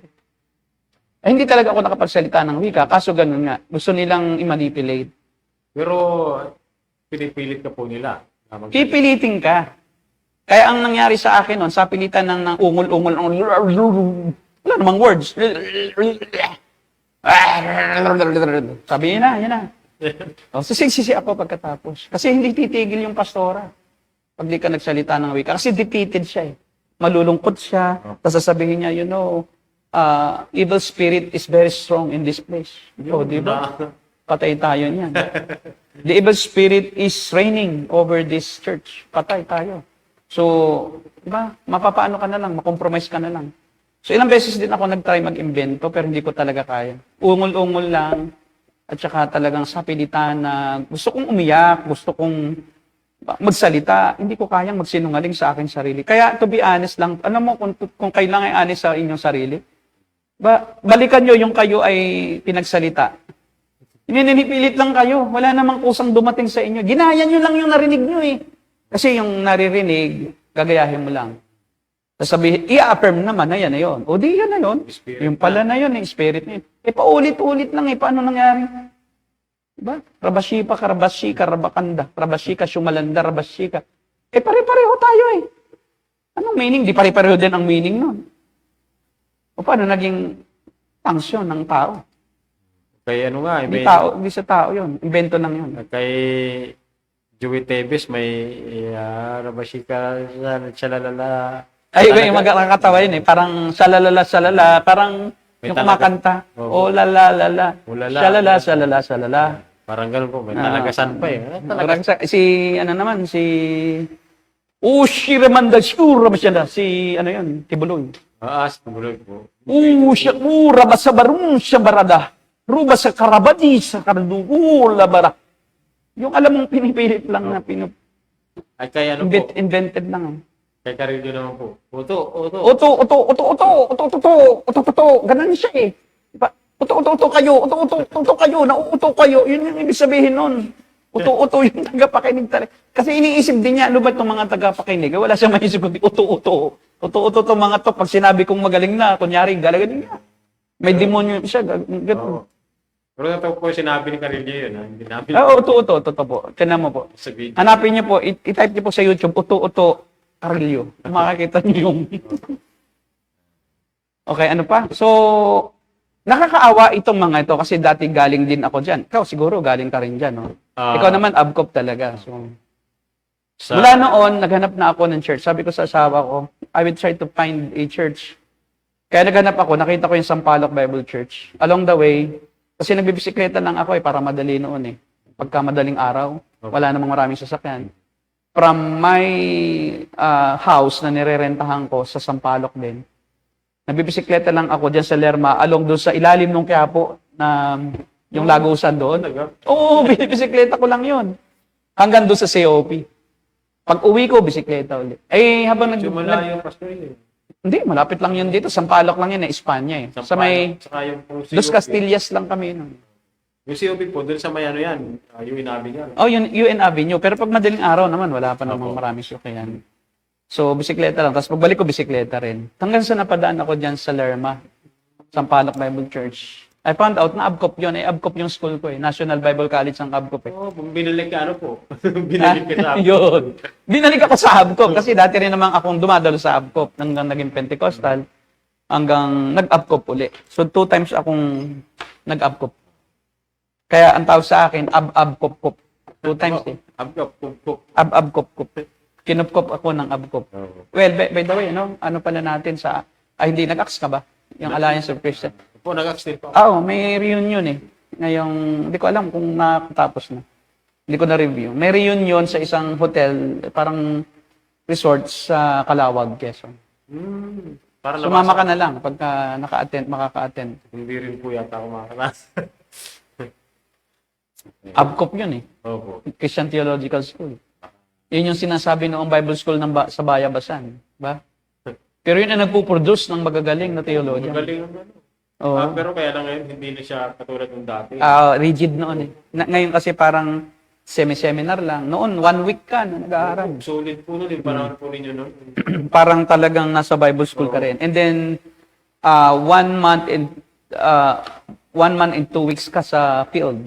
Balik ka na naman. Hanggang 3 years yun. Para ngayon po, Pastor, medyo pinababaw nila. Focus sila dun sa ministry kasi. Hindi na ganun. Hindi na yung theology, ano? Hindi na masyado sila po sa mga theological jargon. Hindi mga sa nila yung... Kaya, Anong kasi, ang mga professor noon, sila Bill Buitenweg, yung German. Si Ate Darlene Armstrong, yung Canadian. Mga magaling magtagalog. Pag iyong kinubli si Ate Darlene sa likod ng pisara, akalain mo, Pinay na Pinay. Talo pa yung Pilipina. naano ko lang po siya sa picture na lang. Napakagaling managalog. Ayaw niya mag-English. Ang lahat ng Tagalog, yung punto, Tagalog na Tagalog, magugulat ka. Ngayon po may bago namang ano sa ako. Dutch naman siya, magaling din mag-Tagalog. No, galing, nagkwentuhan na tayo, no? Sige, sino pa yung, baka hindi makarelate sa atin itong ating tagapanood. Ayun po, ay ano na, segue lang po namin. Ano segue? Sino pa yung isa pang video natin dyan? Ito naman po, Pastor, yung dancing. Tungkol Dancing in the Spirit. Okay. Ano po ba yung ano nito, Pastor, ng dancing? Kasi ito pinapractice talaga ng mga Pentecostal churches na ang kanila pong batayan ay si David nga, sumayaw. Nagsasayaw din siya. Sabihin nito ay kapuspusan ng Holy Spirit. Ito ay tanda ng pag-worship sa Panginoon na ikaw ay nabibless, napupuspos ka na. Okay, tingnan natin yung background. Sige daw, play natin. Hayaan natin ang Biblia ang magpaliwanag, hindi tayo lang. Kunin natin sa Bible kung bakit. Okay po.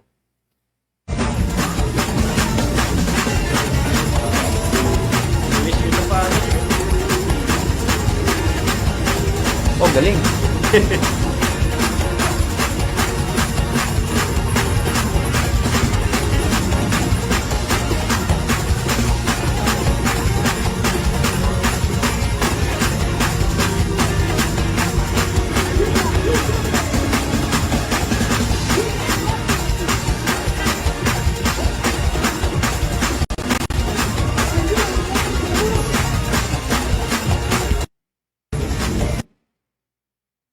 Biblical po ba ito? Ito ay kata-kata lang nila. May background po kasi yan. May background yan. Ang background yan is, yung during the time of the judges, bago maging hari si David, nung matagal na panahon na yung Ark of the Covenant nabihag ng mga Philistines, mga taga-Philistia. Ark of the Covenant. Okay, mga taga-Philistines, mga Pelesteo, no? Ngayon, itong Ark of the Covenant na to is nanatili lang doon sa isang lugar kasi nung mabihag ito nang maagaw ito ng mga Pelesteo during the time of Judges. Nakuha nila yon. Tapos itinabi nila sa rebulto ni Dagon sa Philistines. Kinabukasan, nakita nila na yung rebulto ni Dagon, wasak-wasak na, natumba, at nakadapa sa harapan ng Ark of the Covenant. Natakot yung mga Pilisteo. Natakot. Dahil ganyan yung Diyos natin. So sabi yan, Diyos natin nagkabasag-basag dahil dito. So ang ginawa nila, dinala nila ito sa labas ng Pilistia, sa bahay ng isang certain tao. At ang nangyari is, Nung maging hari si Saul, hindi niya kinuha. Wala siyang pakialam doon sa Oo, wala siyang pakialam doon. Opo. Ilang taon nag-ari si Saul, bali wala sa kanya yung Ark of the Covenant. Ngayon, nung si David ay maging hari, naitalaga na siya, na-install na siya, at nagkaroon na ng kapayapaan, naalala niya yung Ark of the Covenant. Ngayon, tandaan natin, ang Ark of the Covenant is a symbol of God's presence in Israel. Kasi sabi niya, oo nga pala, nandoon pa rin sa Philistia, yung Ark of the Covenant. Doon sa bahay na pinagdalhan nitong mga Pilisteo. At takot na takot sila. So, ang ginawa ni David, pinlano niya na kunin. So, unang try nila na pagkuha, sinakay nila sa parang kariton na hila ng mga baka. At tapos, ang nakalagay, ang kanikohat ay nakaalalay doon sa si Uza, no? Nakaalalay siya doon sa partilya. Ngayon, biglang akmang madadapa yung mga baka, kaya hinawakan ni Uza yung Ark of the Covenant. Pinatay ng Diyos agad-agad, no? Parang kinoryente si Uza, pinatay siya ng Diyos dahil bawal kasing hawakan yun ng kahit sino. Dapat yun kasi hindi hinahawakan yung mismong Ark. Ang may hawakan siya yung argolya. Alam mo yung apat na kahoy, na apat ang pinapasan yun sa balikat. Tama naman ang ginawa ni David na yung pamilya ni Kohat, kasi sa batas ng Diyos, walang pwedeng magpasan o mag-transport noong Ark of the Covenant ng patungo sa ibang lugar, mula sa isang lugar, nang hindi kabilang sa angkan ni Kohat. Di ba? Yung mga priest galing sa angkan ni Aaron, di ba? Yung mga Levites naman ang katulong. At ito namang ang kanikohat na Levite din, sila lang ang pwedeng magbuhat. Tama naman si David doon sa desisyon niya na si Uza, who belongs to the tribe of Kohat, or the family of Kohat, siya yung malalay. Ang problema kasi, is hindi niya sinunod yung instruction na dapat papasanin. Nagmamadali siya. Kasi gusto niyang madala na agad eh. Siyempre, kung nakasakay nga naman sa kariton, mabilis. Papatakbuhin mo lang yan eh. Dala agad doon. So, anong nangyari? Natakot silang lahat. Kaya inihimpil na naman nila sa isang bahay na naman, sa isang bundok, doon na naman sa bahay ng isang tao, doon na naman nila inhabilin. Tapos nag-isip si David, paano kaya natin madadala ito? Nag-research siya, dapat pala pinapasan, tapos dapat mayroong worship. So, ang ginawa niya is, sa sobrang niyang kagalakan, dahil nakita niya kung paano yung tamang proseso, at alam niyang madadala na niya talaga. Kasi nag-iisip pa, bakit pinatay ng Diyos? Aalalayan naman ni Uza yung Covenant eh. Maganda naman ang intensyon. Kasi hindi yun ang instructions. Bawal hawakan ng kahit sino yun. So, ginawa nila, pinasan nila yon ng mga pamilya ni Kohat at itinigil muna nila, inihimpil sa isang bahay. At pinagpala ng Diyos yung bahay na yun, ha? Sabi doon sa Bible. Talagang binless ng Diyos. Ngayon, dumating ang panahon na second attempt. Okay, sabi, inihanda na ni David yung lahat ng mga tao na pupunta roon, lahat ng kawal, inihanda na niya. At naisip niya siya sumayaw. So, ang sabi ng ibang Bible scholars, naked talaga si David. At sabi naman ng iba, natira yung, yung brief, parang brief na loin cloths. Na hubad siya sa half naked, pero hindi buong, sa nakakita na hubad-hubad, no? So, ngayon, sumasayaw siya, nagpupuri siya sa Diyos. Tapos, along the way, nasa lubong siya ni Michal, yung dating asawa niya na anak ni Saul. Tinuya siya. Napakakahiya naman ang ginagawa mo, hari ka, naguhubod ka dyan, sasayaw-sayaw ka pa sa daan. Sabi niya, wala kang pakialam sa akin, Michal. Ako'y nagpupuri sa Diyos na buhay dahil madadala na itong Ark of the Covenant sa Israel. Take note, hindi siya worship sa church. Hindi rin siya worship sa temple. Oh. Siya ay celebration. Siya ay celebratory worship. Iba ang celebratory worship sa worship na sa church. Pero hindi Celebration yun. At saka, once lang na ginawa ni David. Hindi po yun inulit-ulit ni David na sumayaw-sayaw sa loob ng templo. Wala kang makikitang sumasayaw sa loob ng templo pag sila ay nag-worship sa loob ng temple. kasi po eh. Ang worship sa temple, during the time of David, of course, wala pang temple eh. Di ba? No, during the time of David. Kasi tabernacle pa lang, toldang tipanan. So, ang worship sa toldang tipanan ay binabasa lang yung mga kasulatan. Walang music, walang kahit ano na activity, walang sayawan doon. Kasi banal ang pag-worship sa Diyos. Kasi ganito, pagka hindi ka sumunod sa instruction ng Diyos, sa worship, pinapatay eh. Yun yung unang instance na pinatay ng Diyos, yung tao na aalalay pa sana doon sa Ark of the Covenant, magandang intention. Even if your intention is good, you want to worship God, but if it is not according to the Word of God, Deregulated. if it is not regulated by the Word, then it is not honoring God. God will curse you. God will kill you. In the Old Testament. Pag hindi mo sinunod yun, tamang paraan. Remember yung dalawang anak ni Aaron. Diba? Si Phineas, yung isa. Diba? Yung dalawang anak ni Aaron, gumamit naman sila sa toldang tipanan sa paghahandog ng mga hayop ng strange fire. Ibig sabihin, yung maaring yung panggatong na kahoy na hindi yun ang instruction na gamitin, gumamit sila ng ibang kahoy. Basta-basta lang, ayon sa kanilang sariling kalooban.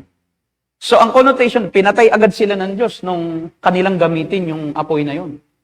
At walang nagawa si si Aaron. Patay on the spot. Ganon din sa worship natin dapat ngayon. Dapat it should be regulated. Kung ano lang yung honoring sa Diyos, hindi pwede ang chaos eh. Hindi pwede yung wala ka sa sarili, worship ka. Gulo-gulo. Kaya di ba ngayon, ang sabi ng Panginoon, you must worship in spirit and in truth.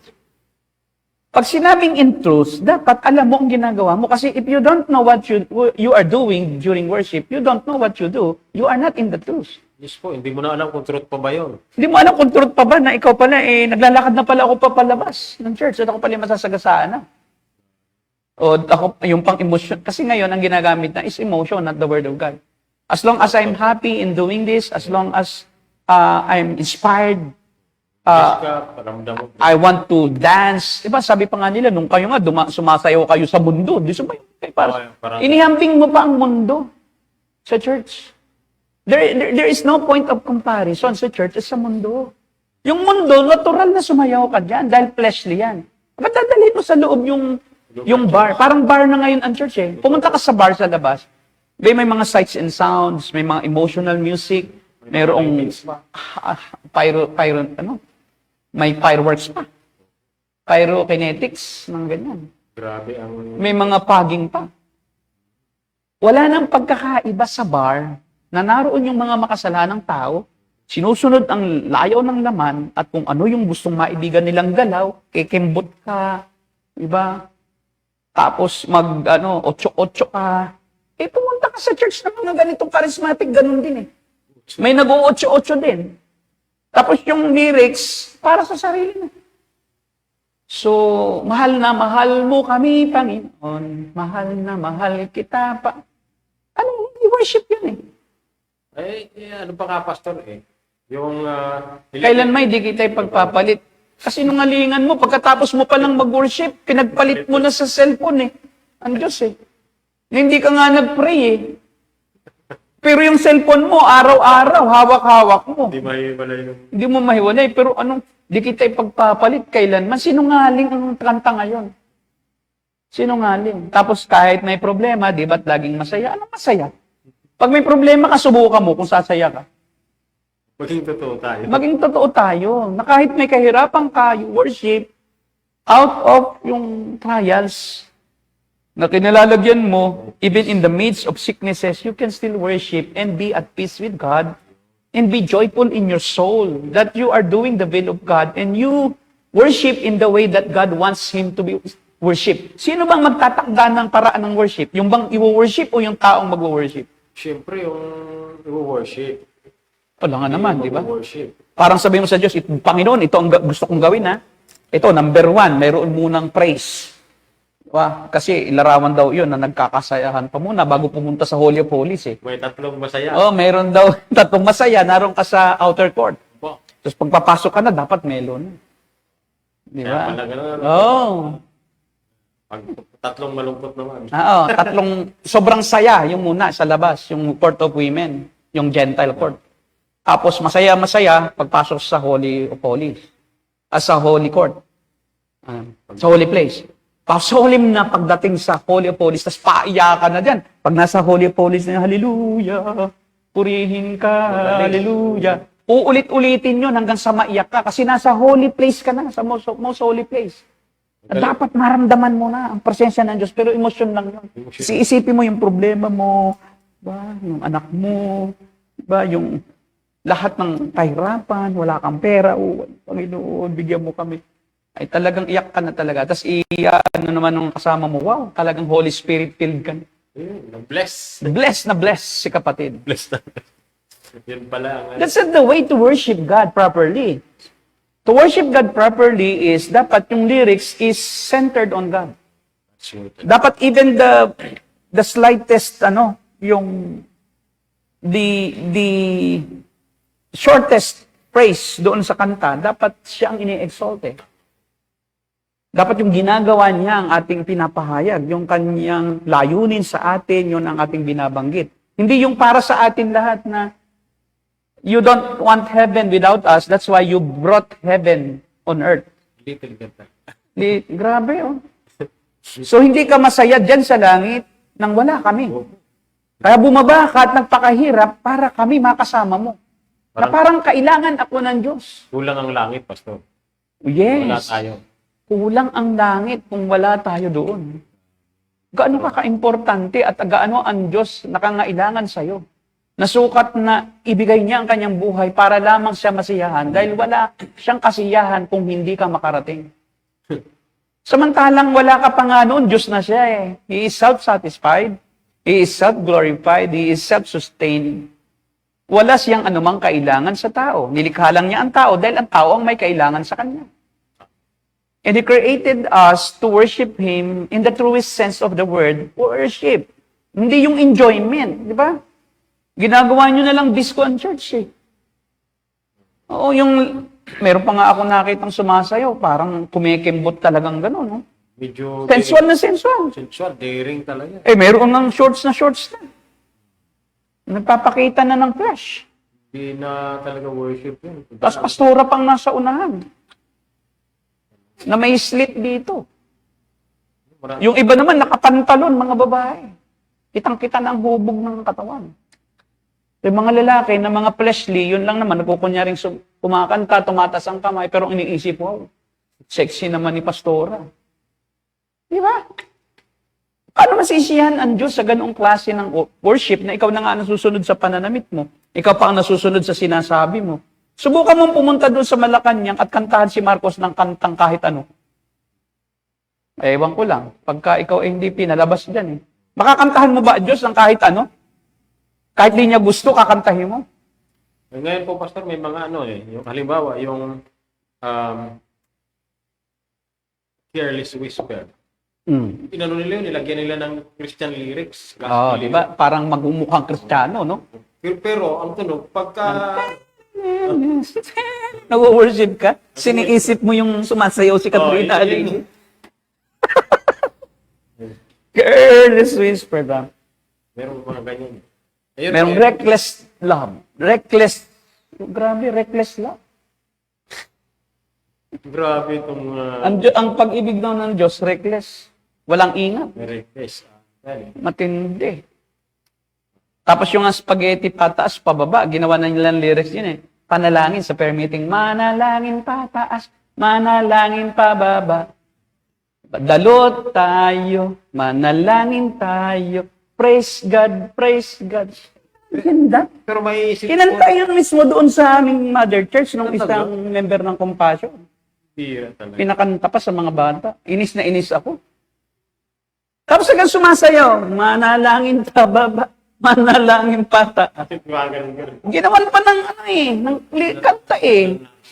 Kinuha mo pa doon sa worldly na sex bomb dancer na halos subot-tubad na, tapos dadali mo sa loob ng church. Asa palagay mo malulugod ang Diyos doon?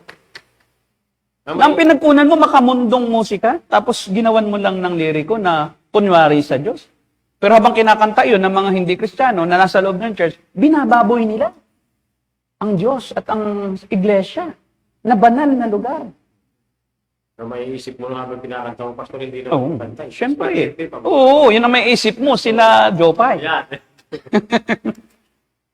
Ini-imagine ng mga bata sila Jopay sila. Di ba? Imagine that. Malungkot talaga yung ganitong sa mga... Kaya alam mo, ang church ngayon nangangailangan talaga ng tunay na revival. Hindi yung revival na emotional, Opo. but revival sa katotohanan. Truth. Truth revival, not emotional revival. Kasi yung emotional revival, di ba yung camp, Ayan, yung pastor. di ba, on fire. Mayroon silang term na on fire ako kay Lord. Kasi talagang punong-puno ng emosyon, di ba? Pastor, ako muna mananalangin ngayon. Oo. Katatapos lang ng camp eh. On fire. Pagkatapos ng isang linggo, wala na. Hindi mo nakita sa church. Eh, ang word na on fire, pangit. Eh. Biro mo, nag-aapoy ka. Gano'ng kasakit yon? Susunog. Sa impyerno yun, di ba? Pero yung pang ginagamit na salitang on fire kasi parang sila ay overwhelmed nung emosyon yun eh, hindi naman fire ng espiritu. Emosyon siya na biruin mo naman, parang kursilyo type. Yung encounter God retreat, pag dinibdib mo yun, ipapakita sa'yo, Da Vinci, yung kay ano, yung pelikula. Ano po yan? Yung The Passion of the Christ. The Passion of the Christ. Tapos doon talagang talop na talop yung likod. Tapos, ganyan ang ginawa sa atin. Tapos ngayon, tuturok din sa iyo yung kako na mayroong kulay na dugo sa... Kung may tetanus, pastor. Tapos, biruin mo. Pag di ka naiyak eh. Tapos lahat ng emosyon na noong kayo ay hindi pa masama kayo, talagang inibig kayo, gustong-gusto kayo ng Diyos, nagpakamatay siya para sa inyo. Tapos papupuntahin sa unahan yung mga elders ng church na mga masasamang tao. Tapos sasabihin, yan ang Diyos Ama, yakapin ninyo at imagine niyo na kayo ang alibugang anak at kayo nagbabalik loob na ngayon sa Diyos. Paano ko magiging tuturing na Diyos yan? Alam ko magiinom yan, yung ano na yan. Carnal yung elder na yan. O kasi binibaby lang nila kahit na anumang kasalanan ng mga membro, basta kayo, dumalo kayo. Paramihan lang kasi ang G12. Opo. Paramihan lang, walang Christian holiness. Kahit G12 po, pastor, kinakalaban niya ng pastor talaga. Oo, ay pastor ka, paisipain ka namin pag ayaw mo na makiisa sa G12. Dahil ito ang government lang ng church na ratified ng Diyos sa panahong ito. Pag hindi ganito ang church mo, hindi ka lugod-lugod sa Diyos ang church mo. Naalala ko po yung church ni Mrs. diyan sa Cubao. Ano naman po siya, Pentecostal siya, galing sa Assemblies of God. So ngayon, napapunta siya doon kasi malapit to sa inuupahan yung bahay. Doon siya nag-church. Tinanggap niya yung sistema ng G12. Yung pastor, tinanggap niya. Pero sabi niya, strategy lang kukunin natin. Ngayon, hanggang sa talaga nakapasok na at nakapag-aral yung mga na under ng G12 nakapag-aral. So, Soul 1, Soul 2, ganun po. Ay, nung matuto na sila, makagraduate sila, pinatalisik yung pastor. Siyempre. Kasi ang G12, pag mayaw ka sa sistema, kahit pastor ka pa, kasi ang G12 kasi is, babaguhin mo lahat ng iyong natutunan. May isang ang pastor na doctorate na daw siya eh. Nagpatotoo doon sa conference ng G12 sa SMX. Opo. Sabi ba naman alam po ninyo, nung ako po ay mag-G12, lahat ng pinag-aralan ko sa Bible School, kinalimutan ko lahat. Hindi pala yon ang tamang paraan. Wawa naman siya. At nag-umpisa ako uli na pag-aralan itong ladder of success. Nag-Soul 1 ako, Soul 2, hanggang Soul 3, hanggang magsulsulan na lahat. Nagsulsulat At sila. pinatalsik na ako nung Pinatalisik. sa mga pinatalsik. Kawawa! Kasi ayaw niya sumunod sa iba. Kasi kapag ayaw kanila, Opo. yung kasi niyan payamanan sa G12, may kultura diyan na yung ma-influence na tao, yun ang kanilang magiging leader. Oh. Kahit pastor ka, wala ka namang pera. Wala ka namang kahit aral ka pa ng theology. Dapat nga, kalimutan mo yan eh. Mababa ang tingin nila sa pastor sa G12. Kasi parang yun yung pinakamababang uri ng disciple. Kasi ayaw niyang pa-under yan eh. So, ang gagawin nila is, isasama ka sa cell group, tapos pagka ikaw ay, magiging tagapakinig ka lang. At pagka ikaw ay nagsalita, pipigilan ka nila. To the point na pagka pinilit mo yung iyong natututunan na iyong isisingit-singit doon, i-babar ka nila, i-unblock ka nila. I-block ka nila sa Facebook. Ako, binlock ko sa Facebook ng mismong mga elder. Nakasama ko doon sa cell group. Tapos nagkikita-kita kami sa church, block na nila ako sa Facebook. Dahil tumututol ako eh. Sabi, mali yung doktrina mo. Anong DNA ng Diyos na sinasabi nyo? Ano to? May deoxyribonucleic. Acid. Deoxynucleic, Ribonucleic. ribonucleic acid. na spiritual na sa akin, yung pala yung Holy Spirit yon, yung DNA. Mabiro mo. Nagiging Diyos ka uli. Pagka natanggap mo ang Espiritu Santo, babalik ang iyong pagiging maliit na Diyos. At magkakaroon ka uli ng power, nakagaya noong power nila Adam and Eve na sila nakakalipad, kasama ng mga ibon. Kasi sila ang mamumuno at mamahala sa lahat ng nilikha. Kaya nakakapunta sila sa ibang planeta. Oh. Pastor, kung mayroong taga-J12 dito, we're challenging yun, makipag-ano kayo sa Maraming taga G12 na umalis sa G12, up to the point na mayroon nang gumawa ng mga websites na laban sa G12. Dedicated, sila talaga. kinukontra nila. May G12 cultic na ngayon. Exposed G12 skeptic. skeptics. No? Tapos, talagang nagdemandahan na yan. Dinimanda na ni Valiano yung mga member ng G12 na umalis, na sinasabi sinisiraan nyo kami. No? Slander. Pero wala naman pong nangyayari. Hindi naman sila, kasi ang religion kasi is, if you commit something inside religion, then you are, hindi liable yung tao. Kasi nag-decide ka na maging membro niyan. Kung gusto mong umalis, umalis ka na lang. Pero hindi mo siya pwedeng idemanda kasi kusa kang pumunta.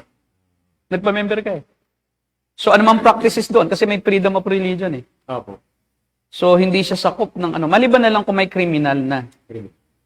Pero yung civil, walang liability. Pero pag may criminal na sa loob, well, kahit criminal din, kasi si Kibuloy, kita mo, kahit mayroong, yung charges ng molestation, rape, trafficking, criminal yon. Pero kasi, sinasabi ni Kibuloy, member sila Nagpa-decide naman silang magpaganon. O, di ba? At yung mga pari naman, walang demandang pari Nung kahit nung panahon ni Rizal na sulat niya El Filibusterismo, yun ay dahil sa nakikita niyang mga irregularities sa simbahan. Na doon, nung panahon ng mga praile, doon uso yung huwag kikibo, Diyos ang hihipo. Nang-rape sila. Ang rape kasi is against the consent or without consent of the woman. Kaya nga si Maria Clara, anak yan ni Padre Damaso. Ayon sa kwento ni Jose Rizal. At si Padre Damaso, wala nang ipanganak si Maria Clara, ay ipinaampon sa Kapitan Tiago na hindi nagkakaanak. Si Kapitan Tiago naman ay bulag na tagasunod ng simbahan. Siya ay manong sa simbahan. So binulag niya ang kanyang mata at hindi na niya itinuring na anak yun ni Padre Damaso. So anak niya talaga yun. Kasi nakakabulag ng relihiyon If you are a fanatic of a religion, you can be blinded by lies of that religion. And you have no power or any will whatsoever to go against because you are filled with fear. Kasi nga, itinanim sa'yo, touch not the anointed. Yung word na touch not the anointed, isang napakalaking pagkakamali sa evangelicalism at Pentecostalism. Kasi bakit? Hindi pa tungkol yun sa pastor.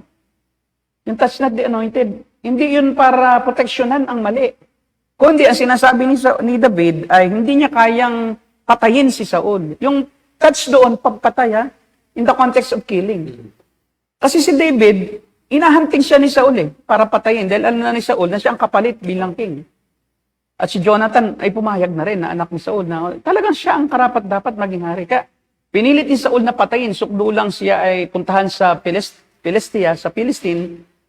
Kaya nagbaliw-baliwan na lang si David doon nang makita siya. Para maprotektahan siya rather ng mga Pilisteo.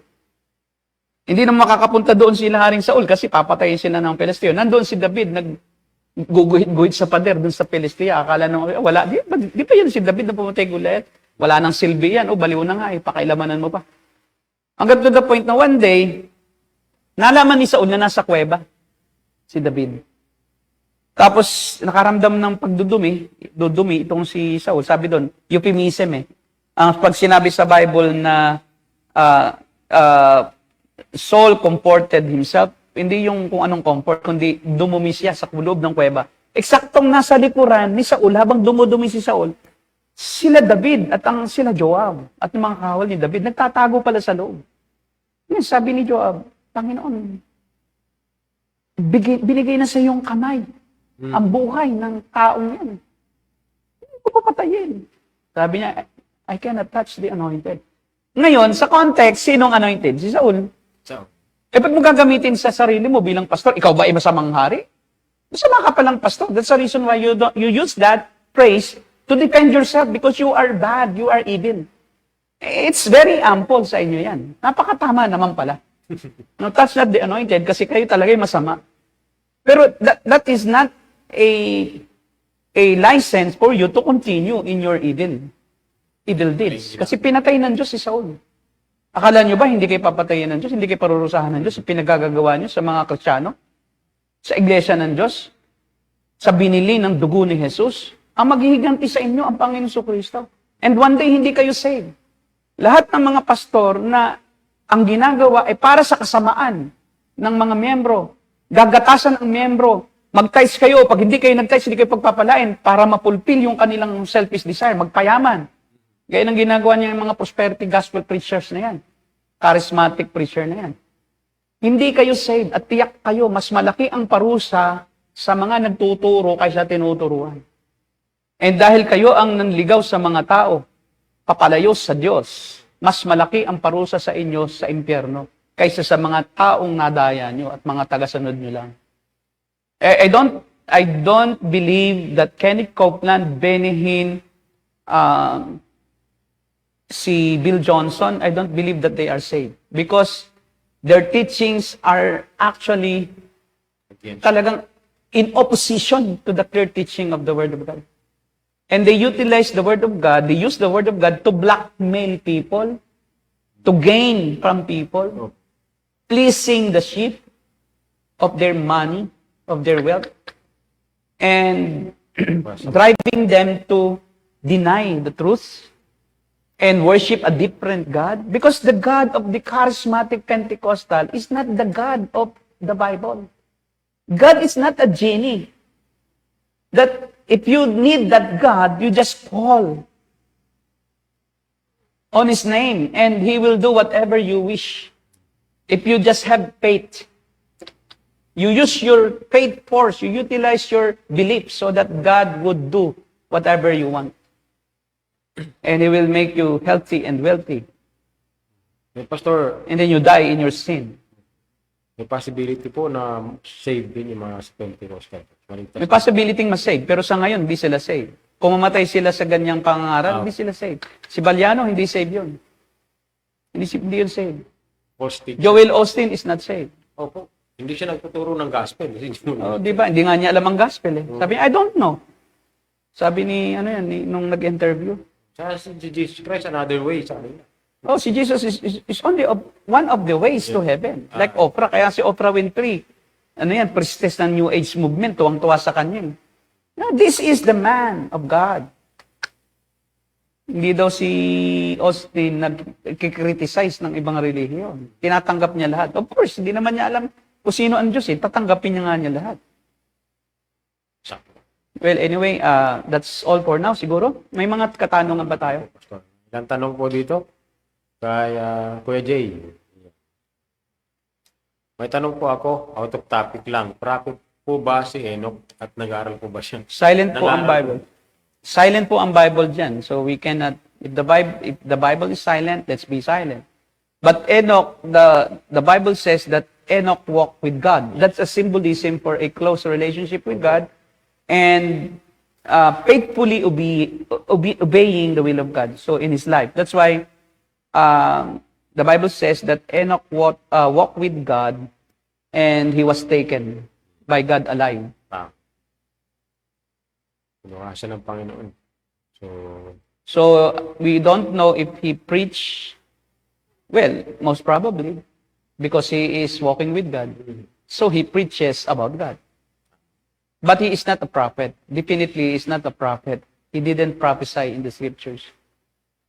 Wala nakatala. Okay, ano pa? Wala na po. Ver Medina, sino ba yan? Si Bernie Daly. Si Tropimo? Si Tropimo. Ano pa yan, bro? Si Tropimo ay iniwan ni Pablo na may sakit. Meaning nasa Diyos ang pagpapagaling ng anumang sakit. Pag pinag-pray ng mga alagad ng Panginoon ang may sakit. Nasa Panginoon. Opo, pwede pong hindi pagalingin ng Panginoon ang sakit dahil may iba pa siyang kalooban doon sa sakit upang gamitin ang sakit na iyon para sa kalwalhatian ng Diyos, gaya ng nangyari kay Pablo. Hindi si Pablo pinagaling at ang sabi niya, 3 beses ko itong ipinanalangin, pero ang sagot ng Diyos sa akin ay, mas malakas ka kung ikaw ay mahina. Kaya buong galak kong ipagmamalaki ang aking kahinaan, sabi ni Pablo. Kasi lumalakas siya. Dahil dito ay napipigilan siyang magmataas. Binigyan siya ng pamalo ng Diyos. At ginamit si Satanas upang siya'y paluin.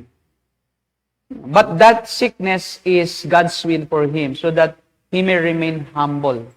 Because kung hindi nagkasakit si Pablo ng sakit sa mata, no? Yeah. Magtitiwala siya sa sariling kakayahan at baka siya'y magmayabang. Dahil siya'y napakatalino, napakagaling sa theology. Pero minsan po, Pastor, doon sa mga ano niya, medyo may kayabangan siya.